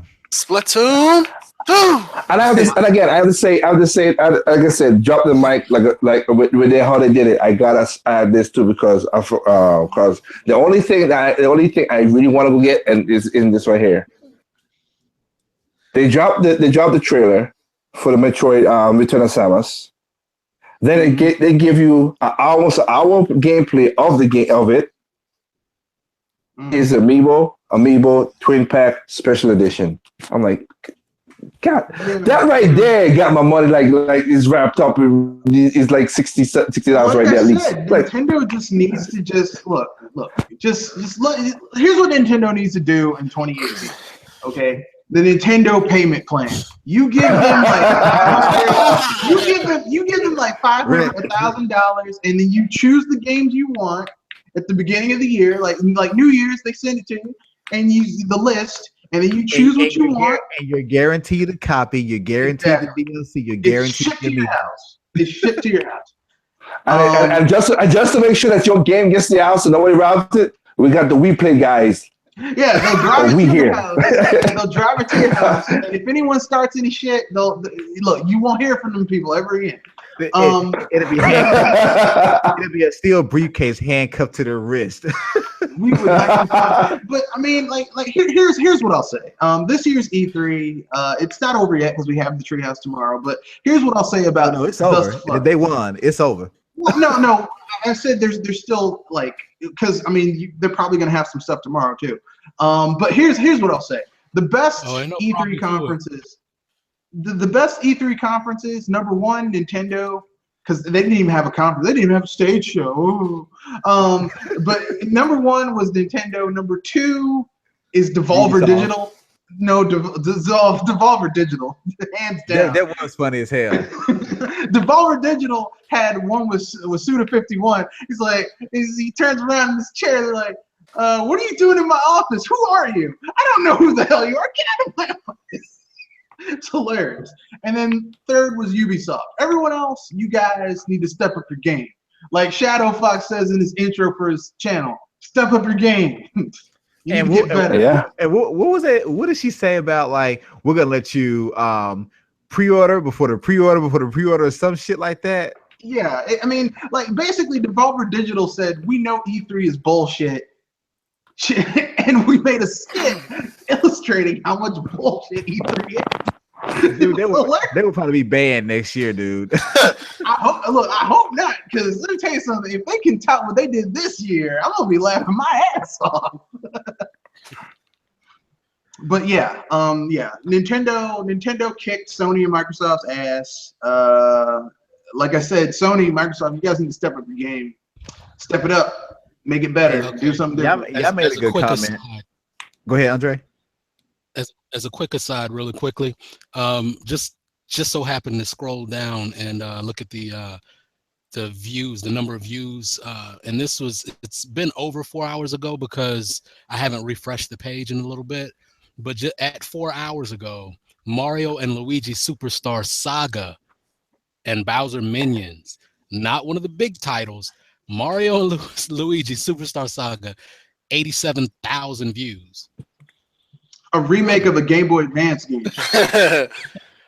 Mario Odyssey is trending, and Mario Odyssey is #1 trending on YouTube. Well, I mean, it is Mario. He is one of the most popular IPs in the world, next to Coca-Cola. So I mean, I think only two things that are more popular than Mario are Michael Jackson and Jesus. A lot of people, I think that's debatable, but in terms of commercial IPs, I would say Nintendo right now is up there with Coca-Cola, which Coca-Cola is everywhere, baby. Well, I'll tell you this. Y'all made a comment. He said Nintendo should just let people download those E3 demos and then try them out because not everyone can go to all their events. And I agree with that. I do. At least been maybe you can play them for I don't know, 3 days. But could you imagine the server backup and or crash if they would have gave us a 10-minute demo of Odyssey? Yeah, that would have been the end of it. Dude, their service will be offline for the next 6 months. And here's the thing. You create demos for games that people aren't really sure about. But what mainline Mario game, 2D or 3D, has been shit? And you really need. I don't know if I can. Yeah, but that wasn't shit. It was different, but it wasn't shit. Yeah, it was just inferior to 64. Oh, hey, Nova Region, he made a good comment. I'm going to have you on here, man. Check this out. there really isn't any excuse for third parties not to switch up their games. They're not competing against Nintendo. They be overcoming their own incompetence. I can agree with that. Yeah, that's true. But that's what they're supposed to be doing in the first place. True. We know this, but the dumbasses out there don't know this. I mean, because again, there's many games out there like you Sprite brought up when you guys talked about Capcom yesterday. Well, yeah, Capcom hates money. Disney no, that don't make no sense because again, Disney Afternoon Collection, all those games came on Nintendo, they didn't put it on there. Now they're not selling. DuckTales, you remastered DuckTales. DuckTales sold more on the dying console, people say, than the other consoles. It sold over 1 million on one console, where the others not even close to 500,000. That's the closest one is PlayStation. Everybody else is below 100,000. Then you have the Mega Man collection, 3DS. Then the other consoles, but they made the mistakes. Capcom. So my point is like, you have games that prove that you can make money off if you just put the games out there. That's hard to do, man. I don't get it. It's hard to do. They know how to do. That's not hard to do. I know you're being facetious, but I'm like, it's just weird. I will say this. I want companies to go back to picking a side. Okay, either you put your game on everything or you put it on one thing. I would rather have you just pick a company and stick with them, kind of like Naughty Dog, or other companies. I'd rather you just stick with one company because at least I know you're acclimated to their hardware. You can optimize your game for their hardware. You'll get the best out of it, and you have a great game. Now, you may not sell Mario Kart 8 numbers or whatever, but at least you know your game is going to sell, and you don't have to pay. Your budget is not blown out the ass because you're trying to develop for 5 different platforms. Exactly. Like, for example, I feel that if EA, I'm just gonna say, if EA would have kept Mass Effect, let's just say on the Xbox platform, it would probably be fine. It would probably be doing okay if they would have kept their hands out of BioWare to say, okay, we own you, but hey, you make the game. Do what you need to do. Yeah, you do you, bro. Yeah.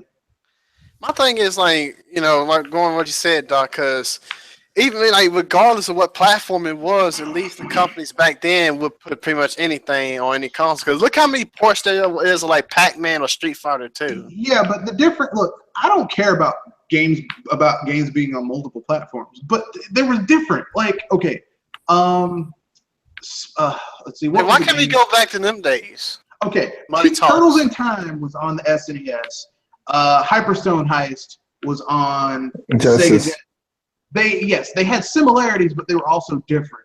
Like, why is it? Like, I don't care if you have games on multiple consoles, multiple versions of the game. Earthworm Jim, there were certain levels that were on. There was a level that was on the SNES version of Earthworm Jim. There was a level on the Sega CD version of Earthworm Jim. There was a level that was on the Sega Genesis version of Earthworm Jim. Like, there were different things. Like, I don't know why third parties think. Like nowadays, it's like, well, it needs to be the same experience across every console. No, it doesn't. Yeah. No, it literally does not. For example, the best version of Ghostbusters the game, the unofficial Ghostbusters 3, is on the Wii, and it has very cartoony graphics because that's what they can do with what the console could do at the time. For like gameplay and stuff like that was, and it's a great version of that game. It's a little cartoony, but who cares? It's fun. Well, it's not even that. Like you said, like that's why I said yesterday when I talked about with FIFA. If EA was smart, and again that's being that I used to work on that game specifically itself, if FIFA was smart. Okay, you can't. We know the Wii U and the Switch physics. Do that for the ball, blah blah blah. You ain't gonna be a graphical powerhouse if you want to say that. Okay, that's cool. But add in, like you just said, Red, put in FIFA, like a FIFA Street Light version of you. I gotta take Ronaldo, Vinho, and Cristiano Ronaldo, Effort Messi, all those guys, and put them into do stylized stuff in 3-3 football. And put it as a part of the Switch package, and it makes it feel like, you know what? I'm not getting the graphics, which is whatever, but I'm getting an extra thing. You make the game feel special, and people would buy it. Or even better, what if they did a strikers type game? Yeah. Using the FIFA engine. Like a Mario Strikers type game with using the FIFA engine. That'd be more interesting to me than FIFA itself. Well, I got you. I'm just saying for FIFA, that's up to them to partisans to take the stuff to go do that. And you know, Nintendo is with the IPs. But again, I'm not knocking your idea down. Like you said, make a hell. One of the because I love football. Y'all call it soccer, but I love football. Do a freaking Izuna 11 is an awesome freaking game that a lot of people slept on because it is arcadey more than Mario Strikers. You get some of the moves in that game is just freaking ridiculous. But I'm just saying for FIFA itself, that's the game you're putting out. That's what you went on stage on the Nintendo reveal and talked about. Put in the FIFA Street add to it. People wouldn't feel as pissed as it was because FIFA Street did so back in the day when it was on all the consoles. It was a unique game. That's why I was angry when EA got rid of EA Big. Yeah, I so miss EA Big, man, but I'm not going to depress myself by talking about that. But if anyone else have any topics you want to bring up before we call this a day, continue this afterwards? There's more to come tomorrow. So this is part 1 of Nintendo's E3. And this look, E3 27, we'll just from now on call it Nintendo's E3 because that's what it is. All right. Well, we'll go ahead. Bottom line, Nintendo is not done. No, they're not. And I know, but don't they do Treehouse like tomorrow and Thursday? Yep. If they do that, well, shit, that's 3 days of. Yeah, because tomorrow they're doing the Pokken tournament invitational, and then they're doing the ARMS one I think on Thursday. Well, shit. The day before release. That's why when people say, oh well, Nintendo, they try to compare a 25-minute presentation to an hour and a half or 2 hours of nonsense presentations. There's no comparison because Nintendo is not done yet. Yeah, it's more like a 2,000-minute presentation overall. But here's the presentation. But here's the thing: they present to you the games with real gameplay. Yep. But they also make new announcements during Treehouse as well. They do. Like Metroid 2, like Mario and Luigi. Right. Yeah. I mean, Reggie made sure he let people know that a couple of days ago. There'll be announcements and surprises during Treehouse. So stay tuned. Bottom line, Nintendo doesn't want you to tune in for the 25 minutes. And you want me to tell you something on the insider? Like so when I got my thing from Nintendo, when I got the press release that they give to us for that stuff, they even had and I talked to the Kenoshi. This is what I was talking about your Sprite. You weren't listening to me. When I was saying that, because Kenoshi asked me about Metroid and stuff, I say, yeah, the Metroid this and whatever. I talked to and Kenoshi could back me up on what I said that. But I said that Nintendo even said we're gonna have a big surprise on it. That's all they had. They make sure that they don't even leak that. Like the press know about it, they didn't leak it. Before they used to let that go. Now, They said, you know what? They're keeping that shit close to our chest. We ain't playing it. Which is I'm happy they did. Same here. All right, well, that's all we have for tonight. I do want to thank all of you for tuning in. I don't think I've ever had this many viewers, almost 20 at times. But thank you guys so much for your comments, your jokes, your waifu BS. Really appreciate it. Only one person will laugh. You gotta stop that, man. That makes you creepy as hell. Jeez. I'm just laughing. I'm creepy as hell. Don't worry. You know, Liger's a closet freak, man. He don't want to say it online, but once you get offline, it comes whatever. Out. What the hell are you talking about? Anyway, thank you for tuning into the OGL number 14. Hey, I may be doing something tomorrow. It may not be an OGL. I'm not sure. Still thinking about it. But you guys go ahead and give your sign-offs so we can Take it away, bastards. Sprite Remix here, and I want to say is they only call for a 30% chance of tears throughout the week, so this is not 100. All right, Kenoshi.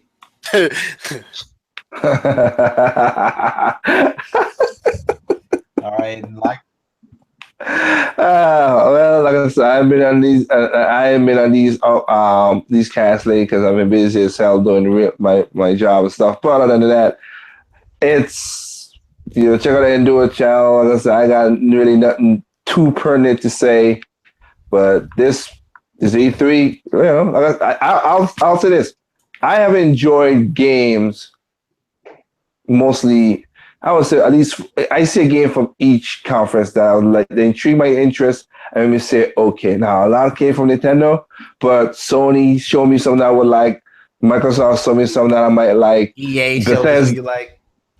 Bethesda showed me something that I like. Bethesda showed me something that I like. So, I mean, EA. I mean, like I said, I didn't watch all the EA full podcast. I'm not gonna lie to you, so can't tell it, but. Ubisoft showed me a couple of games I like. Like I said, I'm happy that they did that. That one's a wait and see. I like the concept, but I gotta wait and see that one that's Starlink, because that could be a whole pain in the ass as well too. Yeah. Good on paper, I like it. And shout outs to I think what he's called it. I forgot to call the fighter that's taking his codename Princess and put it in there. Oh hell yeah, that's a buy. That's a buy. Because I love Codename Princess, and to put Solange and my favorite girl Ali in there too, hell yeah. So other than that, why I always say there's no perfect games out there. It was perfect use, not perfect to me. It was perfect. Enjoy this game from all consoles and PC. All right, and Andre. All right, Andre Walker, Jewel Archon of Jewel Archon Gaming. Definitely had a good time tonight. Love talking about what's been transpiring here over the last several hours, if you will. Looking forward to tomorrow and the next day of E3, and stay tuned. I will be give a little bit of wrap up each night or of each day, should I say, and then of course a full overview of my thoughts on E3 after everything is said and done. So stay tuned for that. Again, you can man, your hands might be hurting you like hell right now. This shit. Just be sure you skip EA's portion. All right, no need to write about that. No, I'm starting tonight. I'm not talking about this stuff. Even that, like I said, even with all this stuff, that's a lot of stuff you gotta write, dude. Wow. Yeah. It's all good though. But definitely stay tuned and check me out, Jewel Archon Gaming, and look forward to hearing from you guys. I got your article for EA to say EA Play. It happened. Next. That's it. And go ahead, Mr. Red Fox. This is me, Mr. Red Fox. Nintendo's E3 Part 1 happened today. It was awesome. We got 2 and 3 coming tomorrow and Thursday, which is even better. And let's see. That's it. Oh, yeah, I'm done. Always. Humble, inappropriate asshole host, Dr. Feelgood. Once again, thank you guys so much for tuning in, and you guys for coming. And as I always say, keep it gaming. And one last thing, Nintendo rules, bitches. Stay away from orange juice.